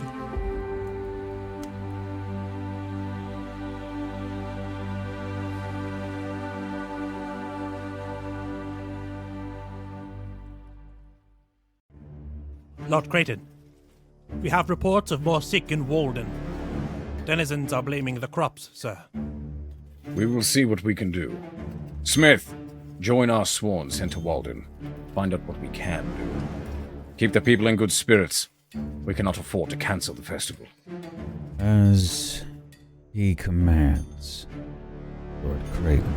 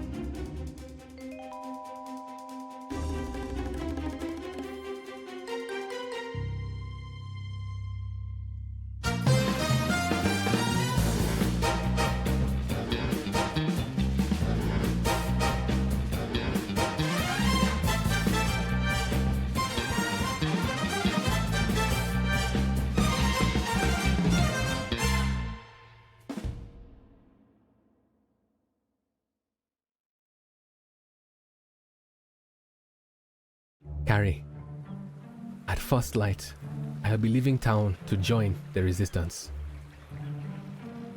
I know not what hardships await me, but I would sooner die than serve the Empire after all the wrongs they have committed. Hey! You getting in or what?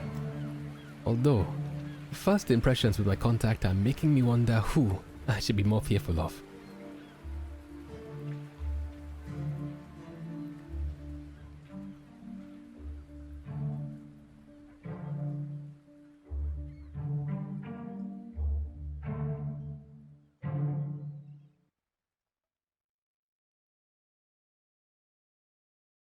Eons ago, during the age of the Magi, the world was something other.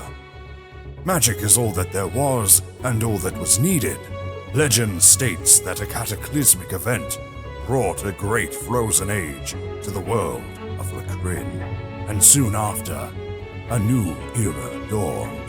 Though they say the ancient magics of the Magi still lie buried and lost, scattered around the world, lie in wait for those with the courage to wield it to discover. Welcome to the world of Askren and the continent of Thelmisia. Noble knights, roaming orcs, mischievous goblins, and idyllic wondrous lands, just waiting to be explored. Now, a new peril aspires to plunge Thelmisia into despair once more. But not before a few unheard-of heroes take their chance at triumph. Table Story: Darkfire.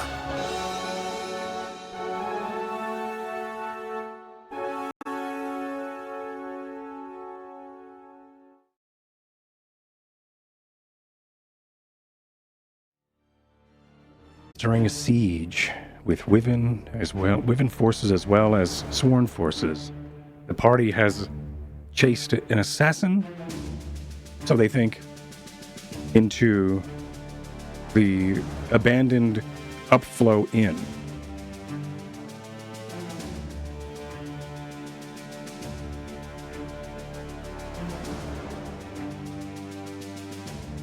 Top of the round. Smith, you start us off.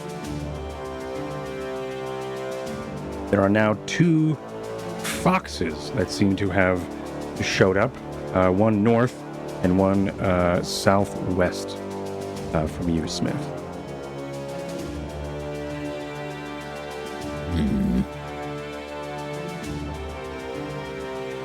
They look cute on paper, but they're not. Okay, I promise. How big are they? They're scary size. Okay. What does that mean? It means they're not horses. They're not cute. I mean, like spiders are scary, so if they are spider size, that would be kind of scary for scary foxes. I just don't want you to kill cute things. Okay. Okay. If you kill them. Anyway, Smith, your turn. Alrighty. I'm still focused on this guy.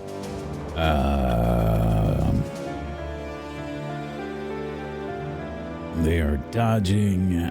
I will. They are. Yeah, I think I'm going to continue with my magic missile barrage. Level 2 again. Okay. Magic missile.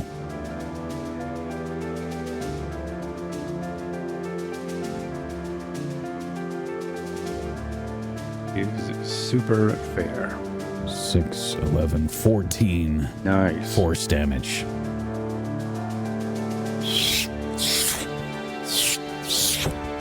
They whistle once again into existence as they chirp and hit this guy. Anything else on your turn? I think I'm looking northwards, so I'd probably say, what the hell is that thing? Okay. And that's it for my turn. All right. Tie, big tie. Big tie. How, this person, thing, situation in front of me? Are they? Do they look like they're getting hurt, injured, or anything? Yeah. Yeah, they look like they're getting injured. No visible wounds. They seem to be closing, but they are taking a beating. Oh yeah, he's healing, isn't he?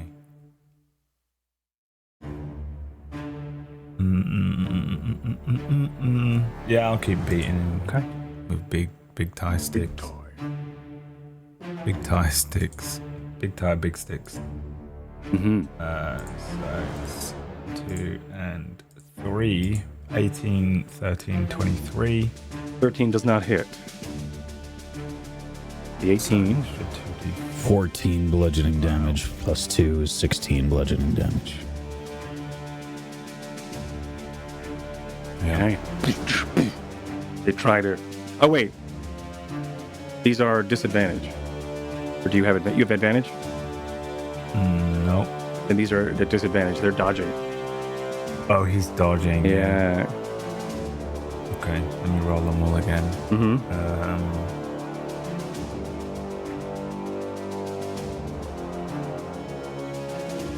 Oh yeah, okay. I was just wondering if I could do something about it, but I don't think I can. So yeah, I'll just roll the same things and we'll take them in order as advantage, I guess. So the 23 becomes a 14, I think, is really... That's the only issue. Yeah. So the first one hits. For your first strike, does so it's just 9 damage in total. Or he gets plus 7 if you already took it off.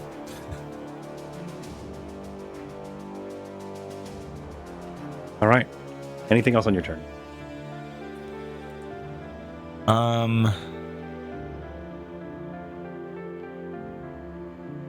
No. Game B, no. Okay. All right. Jet. I don't want to use all of my stuff. We could be here for weeks. I don't know. I look at the adorably terrible and viciously cute foxes that just appeared. That's them. And I'm going to pull out my wand of magic missiles, and then I'm going to turn to the Asima, and I'm going to use 6 charges of my magic missile on the Asima. Nice. Okay. They automatically hit. Mm-hmm.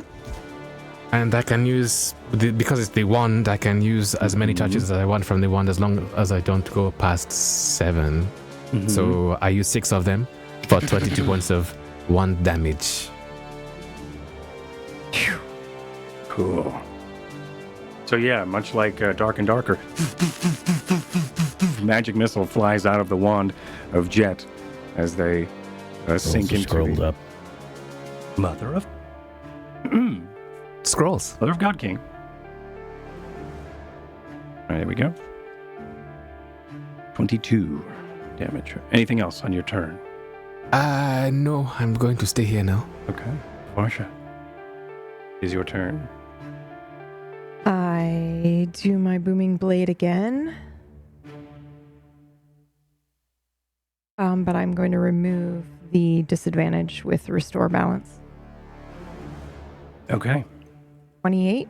That hits. Okay, so that's 9 regular damage, but it'll also take 12 void damage. Alrighty. So I'll roll for that exhaustion point. Let me find my dice. Every dice in the world. All of them ever?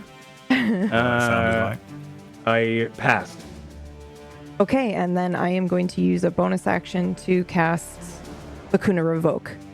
So he needs to make another con save. And on a failure, I am going to, hold on, let me what? call it out. Charisma 5. I'm going to use all 5. Okay. So you are going to use Lacuna Revoke. What does this look like? Yes. Well, I think... Oh, man. Does it work? Or do we not know yet? We don't know yet.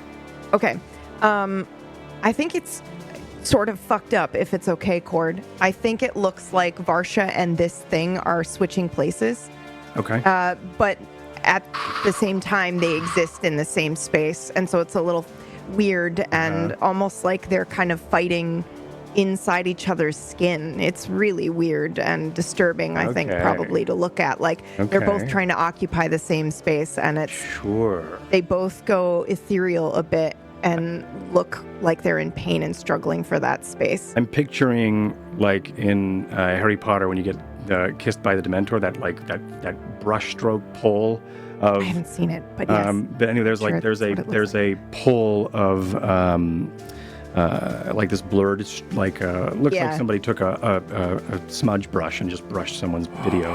But that's what sort of like looks like here, as it's sort of as you're both and you sort of probably hear this like doing it at the same time. This, there's this dissonant tone that's happening at the same time as you are trying to cast this. Unfortunately, you gain none of the benefits of this. What did it roll? Spell save is 18. This fucker. Well, I didn't know. It was every single dice. Let me take a look. Yeah, I rolled it all. Let me see what the wording is on this. But I think...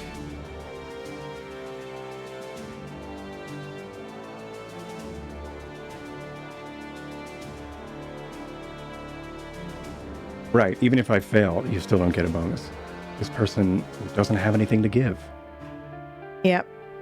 I was wondering. Yeah. He healed himself, so I wasn't sure if he was using magic or not. Fuck. All right, fine. Unfortunately, it's a feature. All right. One day. Oh, yeah, and it's going to be sweet. Okay. They paid $8 for it. And that is it for me. All right, their turn. Everybody in the circle needs to make another charisma saving throw.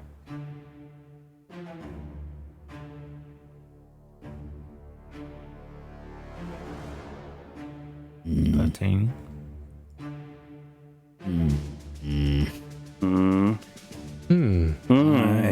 Varsha with a crit.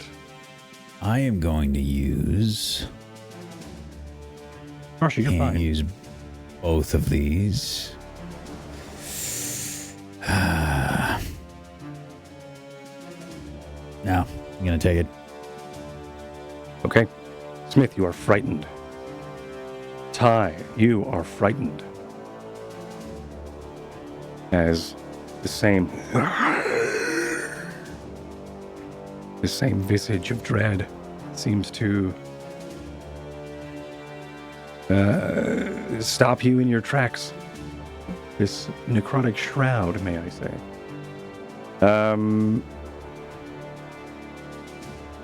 And then they will move. Varsha, you have an attack of opportunity. I think actually everybody has an attack of opportunity. Booming Blade as well? Yeah, Booming Blade's going to go off as well. Let me see if this is this. Oh, Jesus. Something he does. Yeah, he's still going to do it. Wowie. Okay. So Booming Blade does what? Let's do that real quick. Sorry, I was looking for my op attack. 2d8. 5th level. Yep. So 1 second here. 13, which means he has to roll again for the void damage. Yep. He passes. Okay. And then let's my see. opportunity attack was 28 for 11. Oh, plus hits. Do not have my gauntlets. 14. As they run. Yeah, I don't think I want to use all my bullshit either. However, I will use my Warcaster feat to cast a spell instead of do a melee attack. Okay. And I'm going to do Crushing Curse. So it needs to do a Wisdom saving throw. So exciting. Okay. I rolled a 9. Wait a minute. I rolled 9. Okay, 1d6 psychic damage, but he is now deafened for 1 minute, but it can still hear void speech. Okay. It can repeat the saving throw at the end of each turn, ending on a success, if obviously. What did I say? 1d6? 4. Mm-hmm. Yep. Okay. Okay. I guess I will use my Oh, sorry. Excuse me. 2d6 at level 5. 8. My spear, since my gauntlets are only when I'm in defensive mode, disadvantage would be with a 15. 15 for the is opportunity attack. 15 is a miss. As you go to attack, I think one of the wings maybe bat your attack out of the way as they continue to press forward. Okay. These foxes are going to go.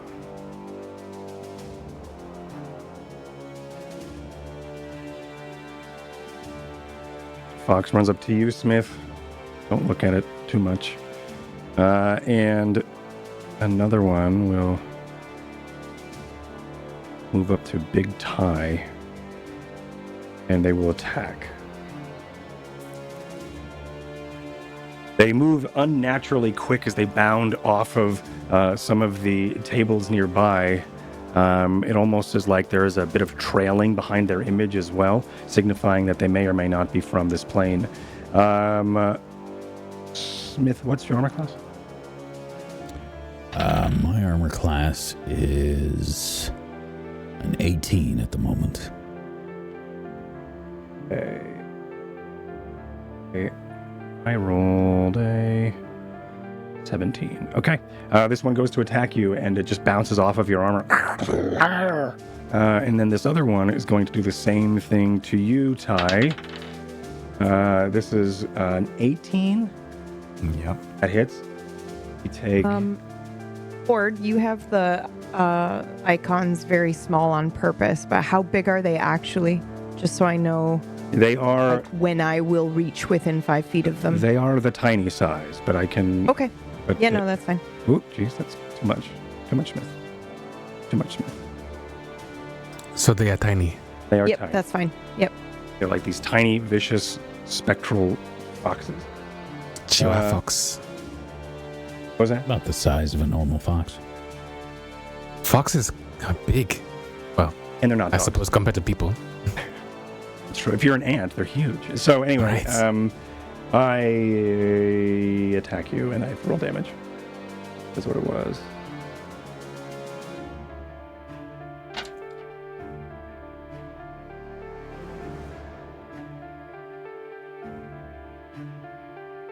For 28 piercing as... No. Nope. I'm doing reaction. Okay. 28. No, I can't. I can't. I did an op attack. Wait, that doesn't count, right? Well, op attack is not your reaction. Yeah, it is. An op attack is your It is a reaction. Yes, it is. So I can't do this. Never mind. Clever to bait it out. Thank you. So 28 piercing as it... This is the top of the round, lashes- though, right? Isn't it? No, it's not. It's the end It's of the not. round. It's the end of this. It's the end of the round, yes. As this spectral fox jumps on your back and sinks its teeth and claws into you. Ow. I mean... Also, Ford, you had that thing move. Just a reminder that its speed is halved twice. Thank you. Yep. So it didn't go very far. Yikes. Yeah, as it starts to move, the wing pushes your attack away, but it's almost as if it's running in slow motion. It then turns to look at you, but there's a moment of panic as it's trying to run away. It's moving super slowly, which makes me think that I shouldn't have run at all. That's okay. Top of the round, but we'll check back here in a second as we have to go check out the siege. or the defenses on the switchbacks. Now we have several moving. Let's just move them all, I think. What the hell did I just do? I can't do that.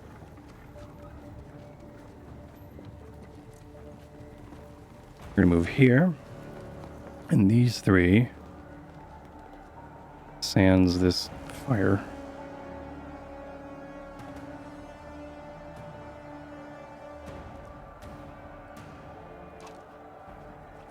Is going to move like that. And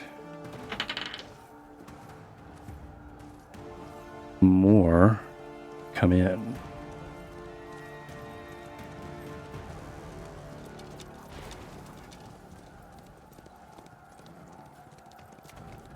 They march into the fire though, because it's around this round. There's 18 more come in.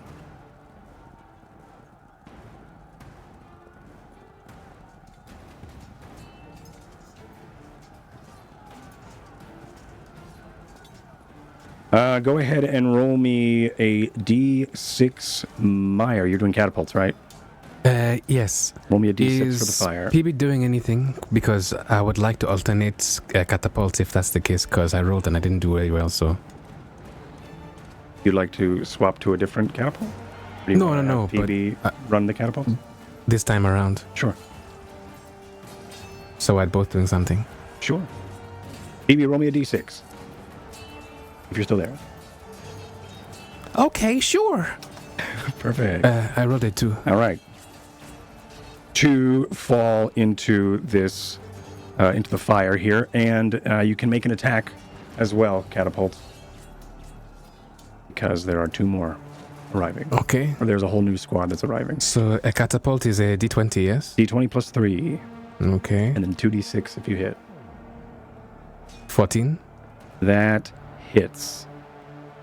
So 2D6? Mm-hmm. Okay. 6 points of catapult damage.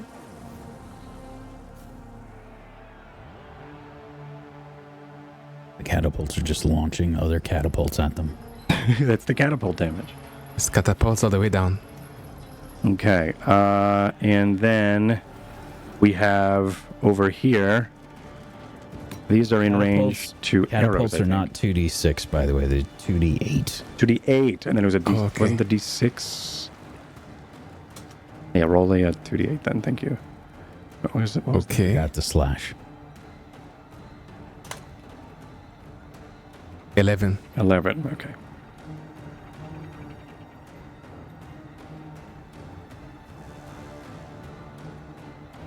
All right. And now, Ty, you have, or Brad, you have 3 up here. You can.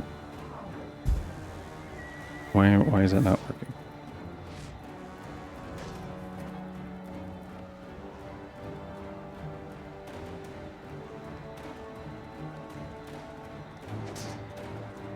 You have 3 up in this corner that you can fire upon. Yeah, it's big Ty. That's just going to attack 3 times for a d6 each, right? So yep. 4, 6, 2. Roll me a d20, 3 d20 plus 3. Yeah, the attack roll, of course. 8, never mind. Okay. 3d20. 3 d20, so you get, because you have 3 shots, yep. 12, 13. Probably still never those don't hit, yes. Those do not hit. Okay. And the ballista does not have a visual on them? No. Okay. You do not on those. Okay, and then we will hop back over towards the top of the round. Over in the Upflow Tavern. These spectral foxes have shown up. And it is Smith, your turn. I cannot move closer. Oh, I was supposed to make a charisma saving throw. Oh no, that's at the end of this turn. End of this turn. Okay.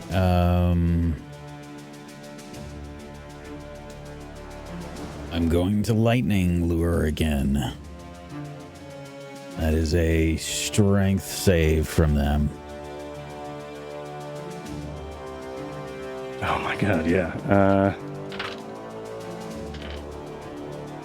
Doesn't look good. 7. So they tried to slowly... No. All right. I'm going to pull them back there. I love how you can't get closer, but you can move them closer. Yep. Cool. And that's for 14 lightning damage. Nice.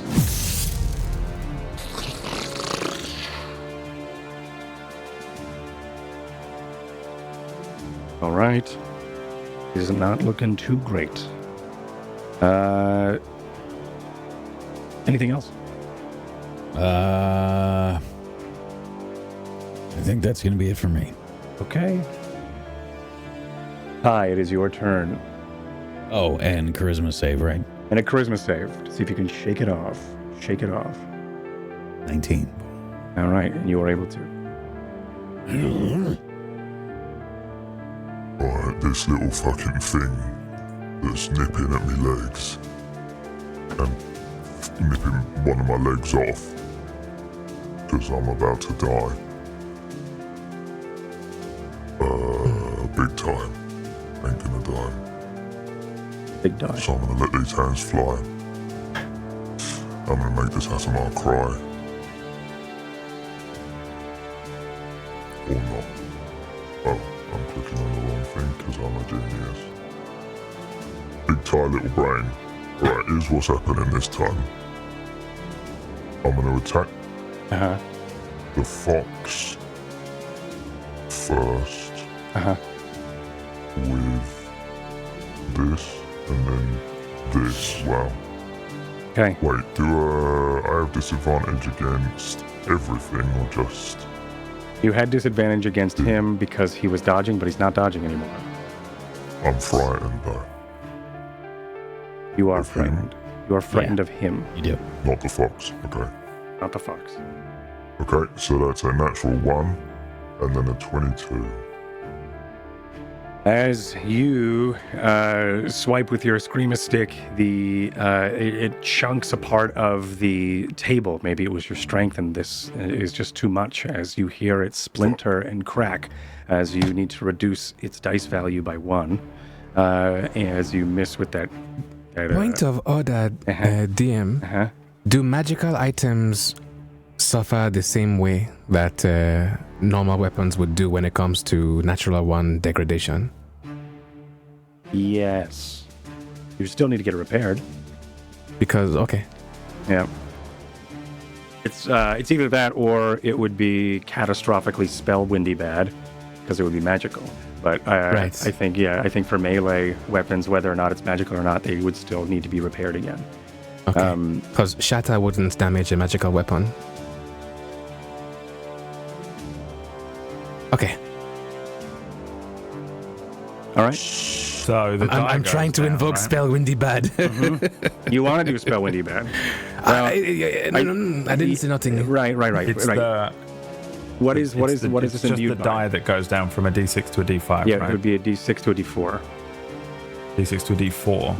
Okay. Oh, it goes down 1 dice value. Yeah, 1 dice value. 1. Yep. Okay, that's horrific. And then if it breaks beyond d4, then you don't do damage. You're pretty much just unarmed attacking. I mean, you just don't need a roll. You would do 0 plus your strength or whatever. Yeah. Okay. Does that affect the other one? No, that just turns that into a 21. There's a critical failure at the top of the round, so it stops the rest of your attacks, because that's how we've been doing it. That's what we did with... Cool! We did that with Jet like a couple episodes back. Turn? It ends the flow of your... It ends the flow of your attacks. Uh-oh. But you can move if you want still, or have any bonus actions. Oh, can I do a bonus action? Yeah, you can bonus action, but your flow of attacks will stop. Right. Yeah, because I just wanted to bonus action second wind. Okay. That's all. Okay. And then you do that. Yeah. All right, and you do your Neo pose, big tie Neo pose. Ooh, nice. 17. Cool. Anything else?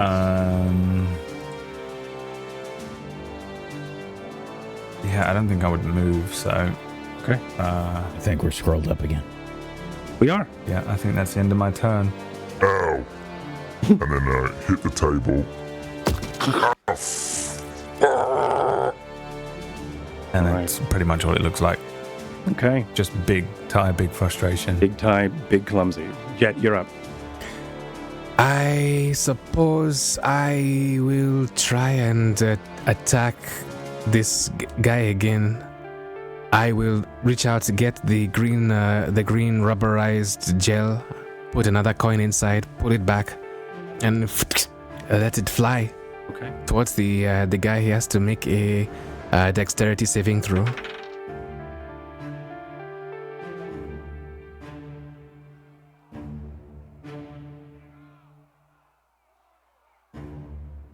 $20. Oof. Okay. Flies by them. Do decelerate, does that give me anything for, like, do I have disadvantage on dexterity saving throws or anything? No, your speed is halved at the start of every single turn of mine, but you can roll at the end of your turn to try to break it. Okay. It's successful wisdom save. DC I is 18. should have done. I'm going to roll it now. And I failed. Okay. Anything else, Jet? No, nothing. It skips across the pool of the upflow behind. Varsha, your turn. Okay, I am going to lay on hands tie. Okay.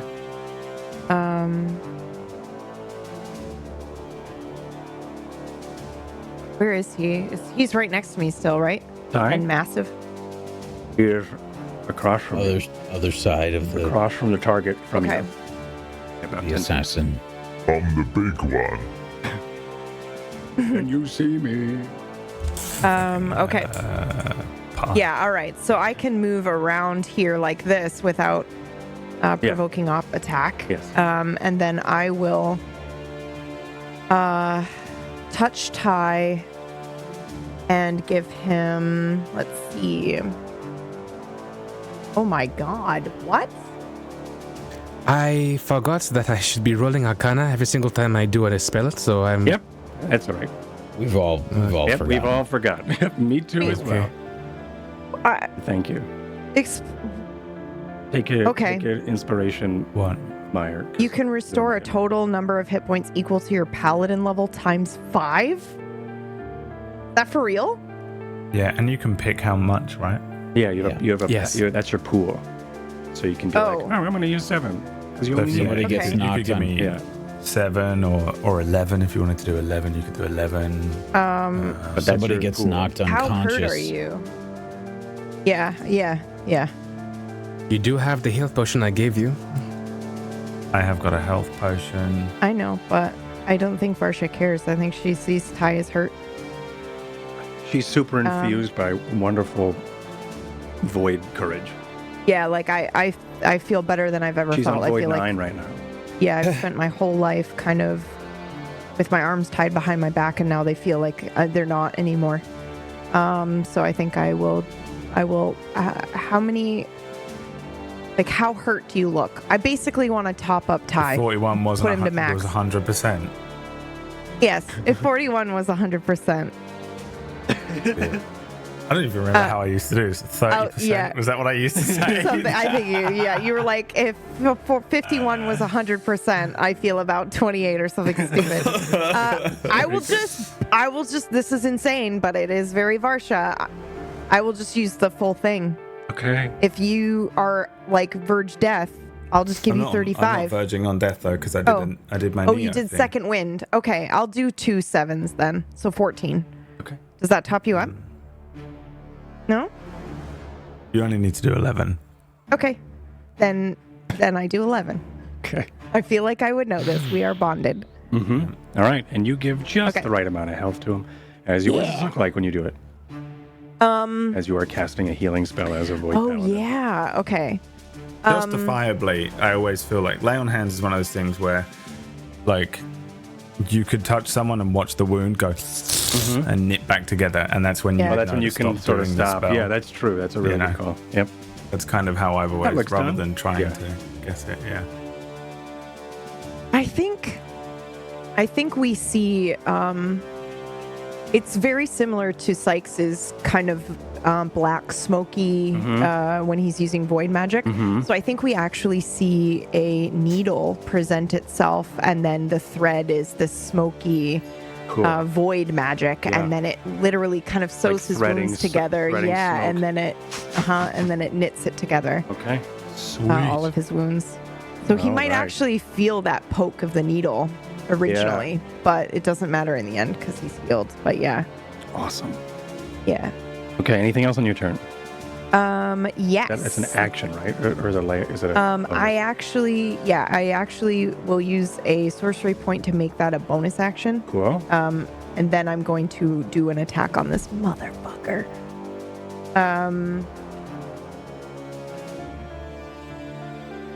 And I'm gonna do.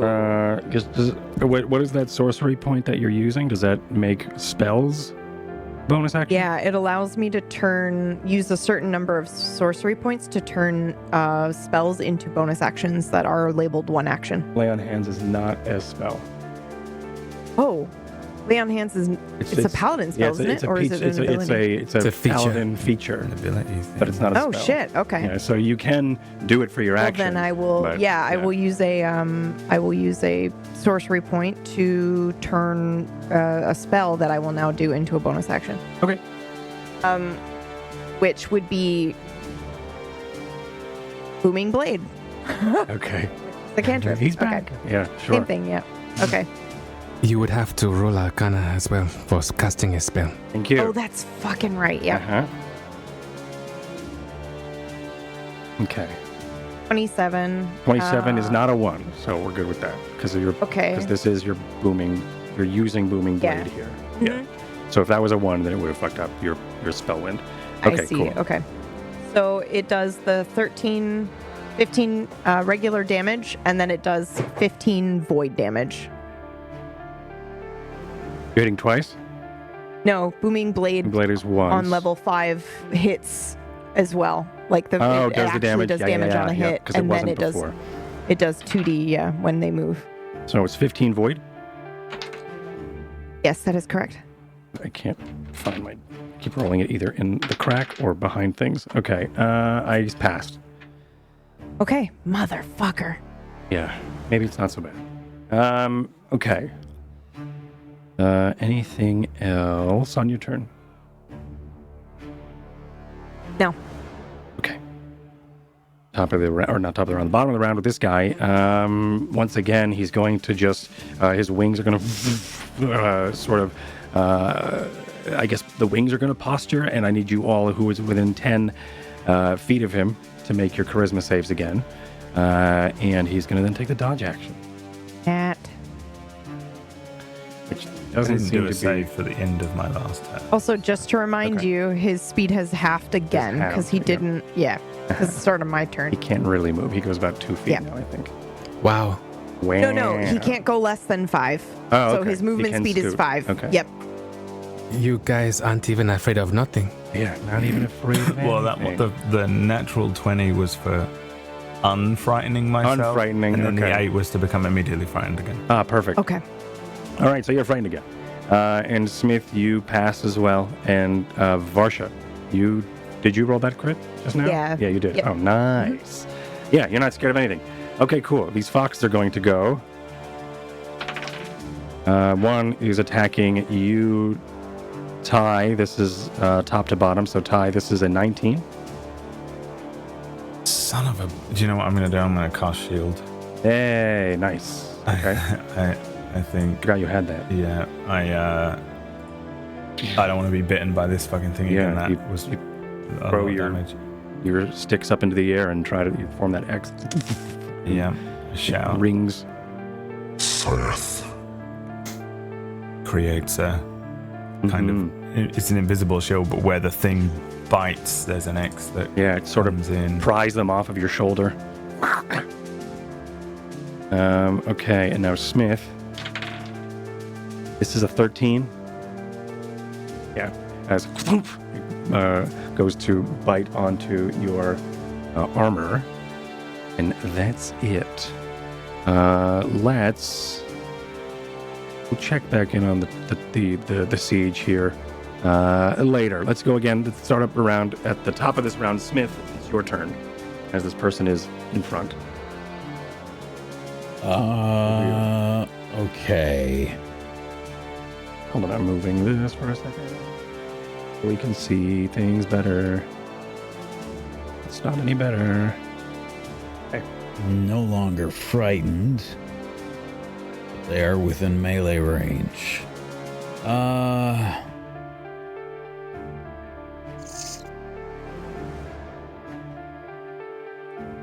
What I will do then is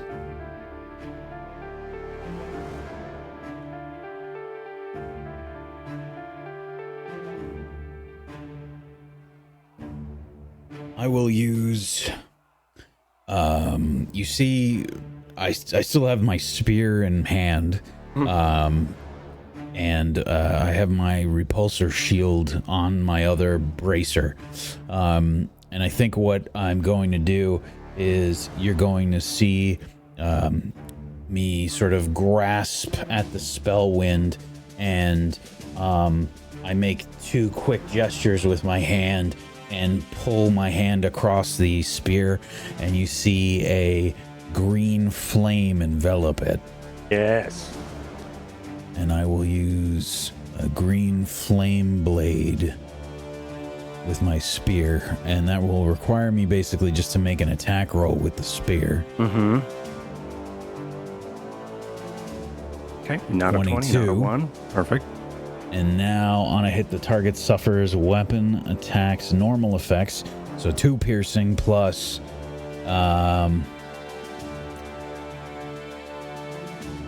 is the wolf the fox within 5 feet of this guy? No. Okay.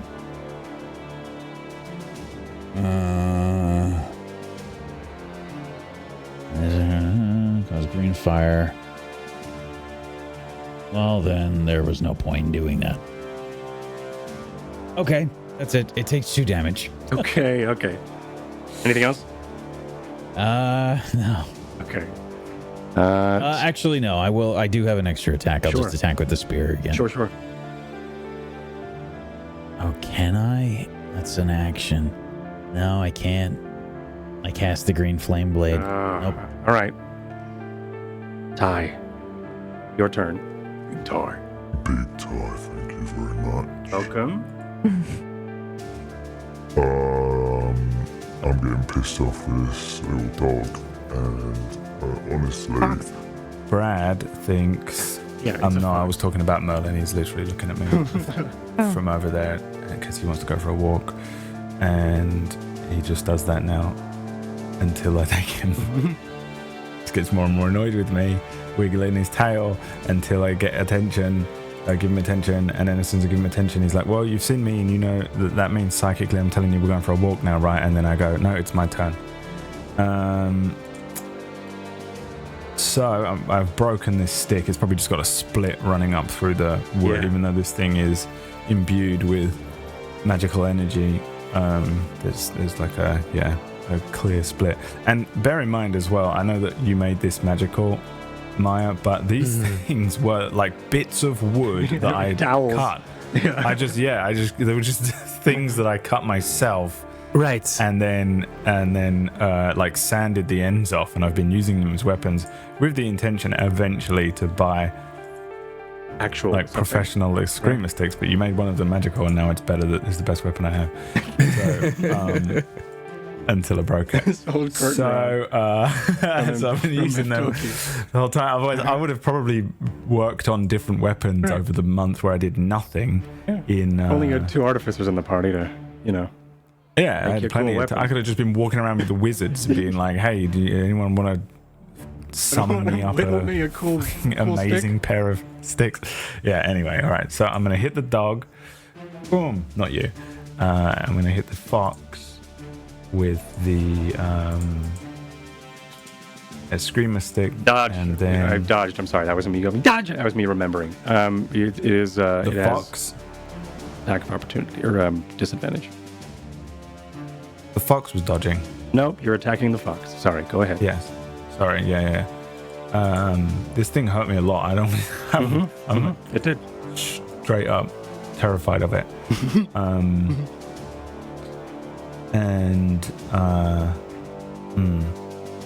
I tried to make the cute fox terrifying, so I'm glad.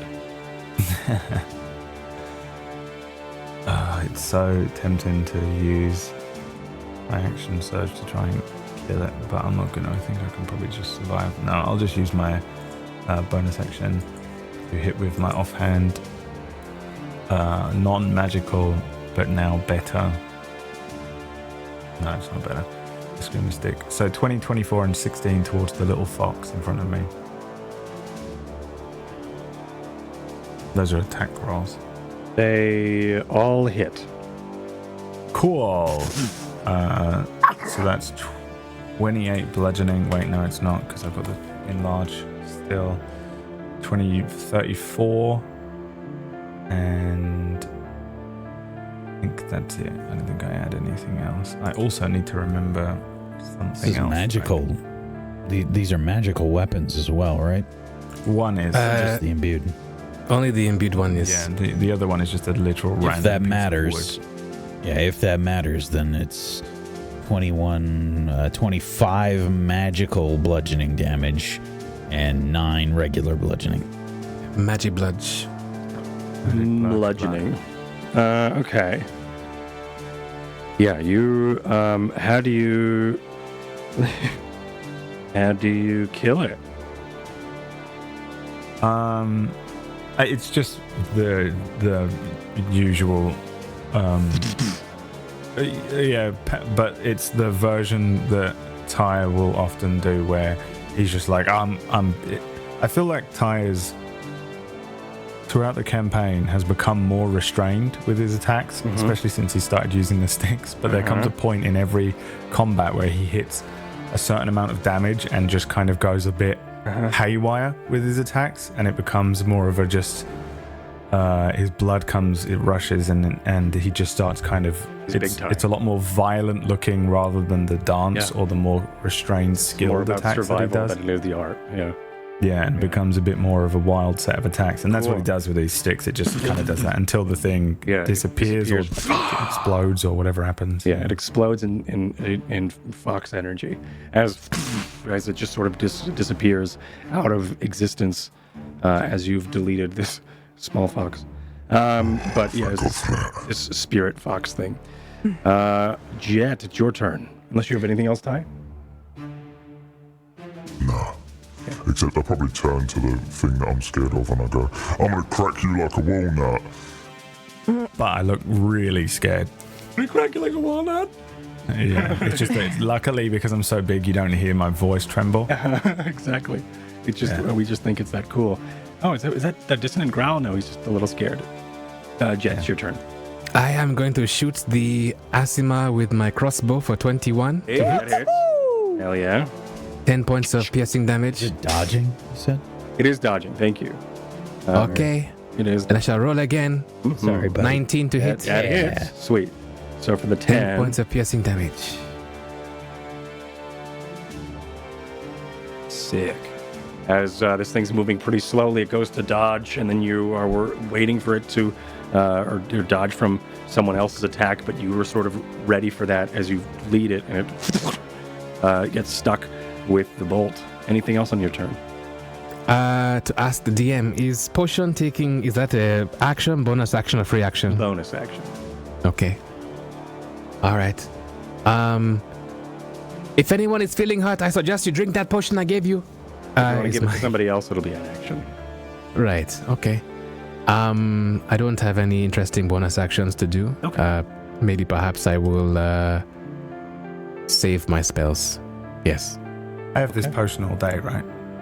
Yes, it dissipates in the evening. Yeah, well, after the sunrise. An hour. Yeah, in the morning it'll be water. Varsha, your turn. I'm going to attack twice. Not saying that water's not worth anything or have any value. Everybody go drink some water. Do I use I do not. I have spent 3 months training. I have shown some restraint. Okay. 16. 16 does not hit. Nope, it's 16 does not hit. 17, so that's 16, right? Because we're rolling with disadvantage. Here we go. Misses. And 29. That hits. 14 damage. Yep. Okay. As you go to swipe this this character, it looks like they're trying to dodge, but it's like at this point it's almost more about panic dodging than it is like an art. And then it's going to be their turn. Their eyes flash again with this dark energy. It's like the best tactic I can do in this spot is to give you all a charisma save again and dodge. Fortunately, is not that interesting. That one has to happen. Oh, geez. Okay. I will use a. That was me doing that. Yeah, I will use a flash of genius on myself, so that's a 14 for me. How do you have 10 charisma? 14 makes it. I know. Because I'm a paladin. Ooh. And if only it was 11 charisma, I could help you. Mm-hmm. Yep. Okay, so with...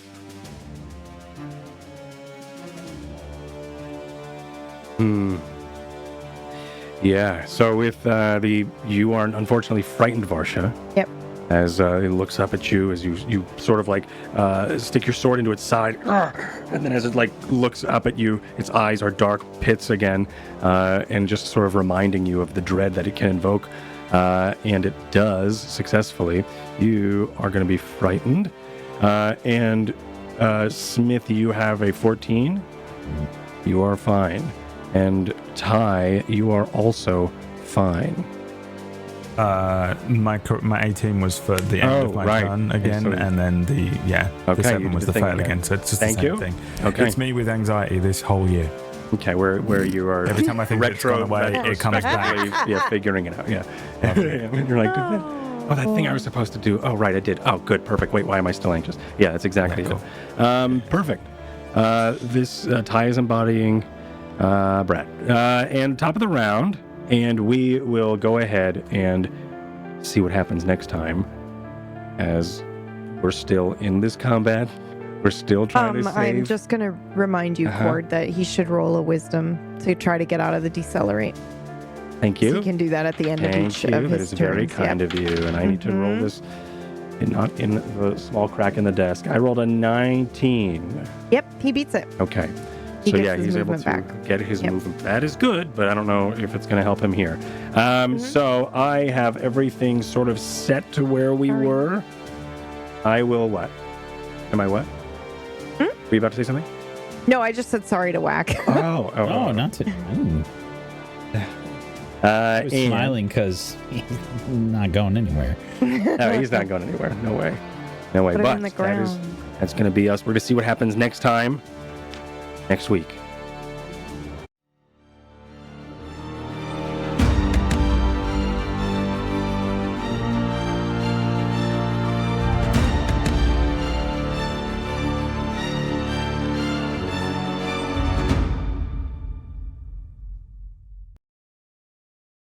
We have audio, I think. I've lost my buttons. Everyone's here? We're all here. Here we go. Music. Perfect. Thank you. Sorry. So that is a lot has happened today. We had music. Thank you. We had Varsha make an oath to herself and everything in the world, which is dope. The opus. The opus, which is very exciting. We spent a good chunk of on Sunday writing that, so I'm very excited to see how that plays out and to do a little bit more testing of that. There are a lot of things that you could do here in Blue Falls, and because of doing this path is going to affect how things have happened. So by doing siege first and doing and tracking this guy down first, I have other things set where a lot of other things are still going to be moving. So I'm excited to see where and what happens. I'm excited with this character and what we can discover with him. But we're going to go around and we're going to just chat about the episode, what we thought of it, shout ourselves out, and call it a day. Let's start with Myre. Hello, my name is Myre. Today was, so many moving parts, man. Like, I was like thinking, like when we were in like the fight, I was thinking about like, the catapults. When we were doing the catapults, I was thinking about like, the foxes, man. Like, I'm looking forward to seeing like how we actually finish this, because again, like, I've used so many spells and like, we're in the middle of a battle and there are like 2 more objectives. I've got some regrets, man, but but I'm looking forward to seeing how we come through. Also, next week being a bit more vigilant with our spells as well, with Arcana checks to see if we can get some good goofery with that as well, man. But yeah, you can find me at twitch.tv/Myre, where I have been covering gaming news recently, and that's been a lot of fun. And enjoying that, and also trying Dead by Daylight for the first time, following the lore and stuff as well. Like Wait, Pyramid Head's in that. He is, yeah. Yes! This is a pig, though, isn't there? Yeah, I can't play it anymore now that they've got this weird pig with hair. Yeah, it's the character from Saw. It's like I've never actually seen Pyramid Head in that game, but I was very sad when I learned that they added him, and also there was the pig man. Yeah, I mean, not necessarily a pig man, just like a lady who's wearing a mask. But yeah, I suppose it's still a bad. But yeah, so I've been doing that, and it's been cool. We've been like looking at like the lore of all the killers and stuff whenever we encounter them. It's been cool, like to add some RP reading and stuff into it. It's such a Myre thing to do. You get killed by the character. Let's look up their lore. Yeah, let's learn. What did you do before Wikipedia? Before Wikipedia, wow, I mean, I was put out of a job, wasn't I, man? But a big encyclopedia. An entire encyclopedia set. Encarta. Yeah. All right, that's an old person. The Maya Carta Encyclopedia. But yeah, you can also find me on twitter.com/Myre_tests, and also in a bunch of table story shows, including Exo Aviarium, happening this Saturday at 9 p.m. UTC. That's me. Hell yeah. Thank you, Myre. Super awesome to see you blow through a bunch of spells. And I'm very excited to see what and how Jet reacts throughout this. Speaking of Aviarium, PB, you're awesome in that, right? Yes, I am. You're next. Go ahead. See, great, awesome. Segue? Perfect. Yeah, it was great. I was actually going to interrupt you and say I'm next for reasons. So perfect. You can find me at Twitch and Twitter at Pumpkinberry. I GM here on Tuesdays, and also I'll be here on Saturdays. So you should come and watch it because it's going to be awesome. And I don't know anything, but I know it's going to be great. Mm-hmm. Move on, please. All right. Perfect. Speaking of moving on, Wack. Hey, everybody. I'm Wacksteven. He ain't moving anywhere. Thank you. I was gonna make the joke so bad. Yeah, I actually sprained my ankle yesterday. It doesn't matter where I went. It was gonna be a good I'm not fucking going anywhere. Thank you so much, everybody, for watching. As always, we appreciate you so much. Thank you. And I run a show called 100 Club here on Mondays. That is really hilarious. The cast are getting really into the story very heavily now, and they're learning a lot of interesting things that are happening in the world that they helped create, or the solar system they helped create. And I'm going to be running Ashes of Eriador, Lord of the Rings campaign. That's going to be starting December 1st. PB and Myre are on that. And it's going to be real good. It's going to be real good. We might have some more teasers for that coming soon. So keep your Did you know that ears and eyes peeled. Aaron and I have both written things for it? Music?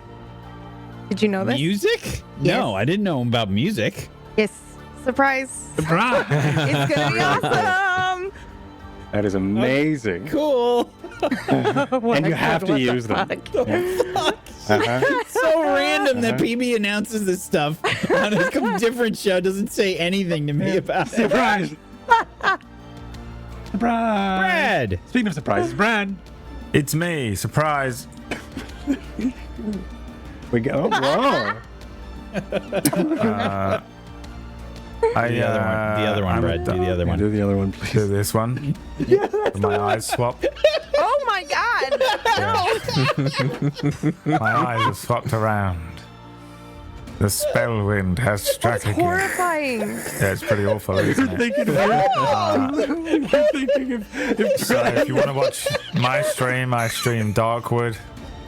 I'm a Darkwood streamer. I like streaming Darkwood. I really like it a lot, apparently. And yeah, I'll be producing Exo Aviarium on Saturday. I reformatted my Stop! Turn the filter off. C drive, and I lost all of my. Turn it off. It's so weird because I'm crossing my eyes inside and it makes them go outside. So I lost all my scenes in OBS and I have to redo it. So I really hope Exo Aviarium is to your fullest enjoyment at the weekend. Please tune in. God. Wink for us, Brad. My favorite thing ever. We were thinking how funny it would be if we just came back from the from teleporting into Blue Falls and Brad just did that and not said anything. And it was just permanently a thing that happened to Ty. Which would have been so good. I can't. I'm Mythematic. You can follow me on twitch.tv/Mythematic. Or also support me on patreon.com/Spellwind. We're going to be doing another Patreon game here soon at some point when my weekdays open up a bit. I've been doing a lot of forging streams lately, and I'm going to try to build a treadle hammer soon because my shoulder is killing me, and apparently you can just build those things. So I'm going to try to do that. It's pretty much a power hammer that is pedal controlled. It's going to be dope, and I'm inspired to build so many things. He's going to create himself with that thing a brand new arm or like a power fist. Exactly. It's just like Doc Ock. I'll have a mechadendrite that just does all the forging for me. 1,000 suns in the palm of your hand. Exactly. But thanks everybody. Thanks for hanging. And the next show, I know. Hold on. There's a better thing we can do.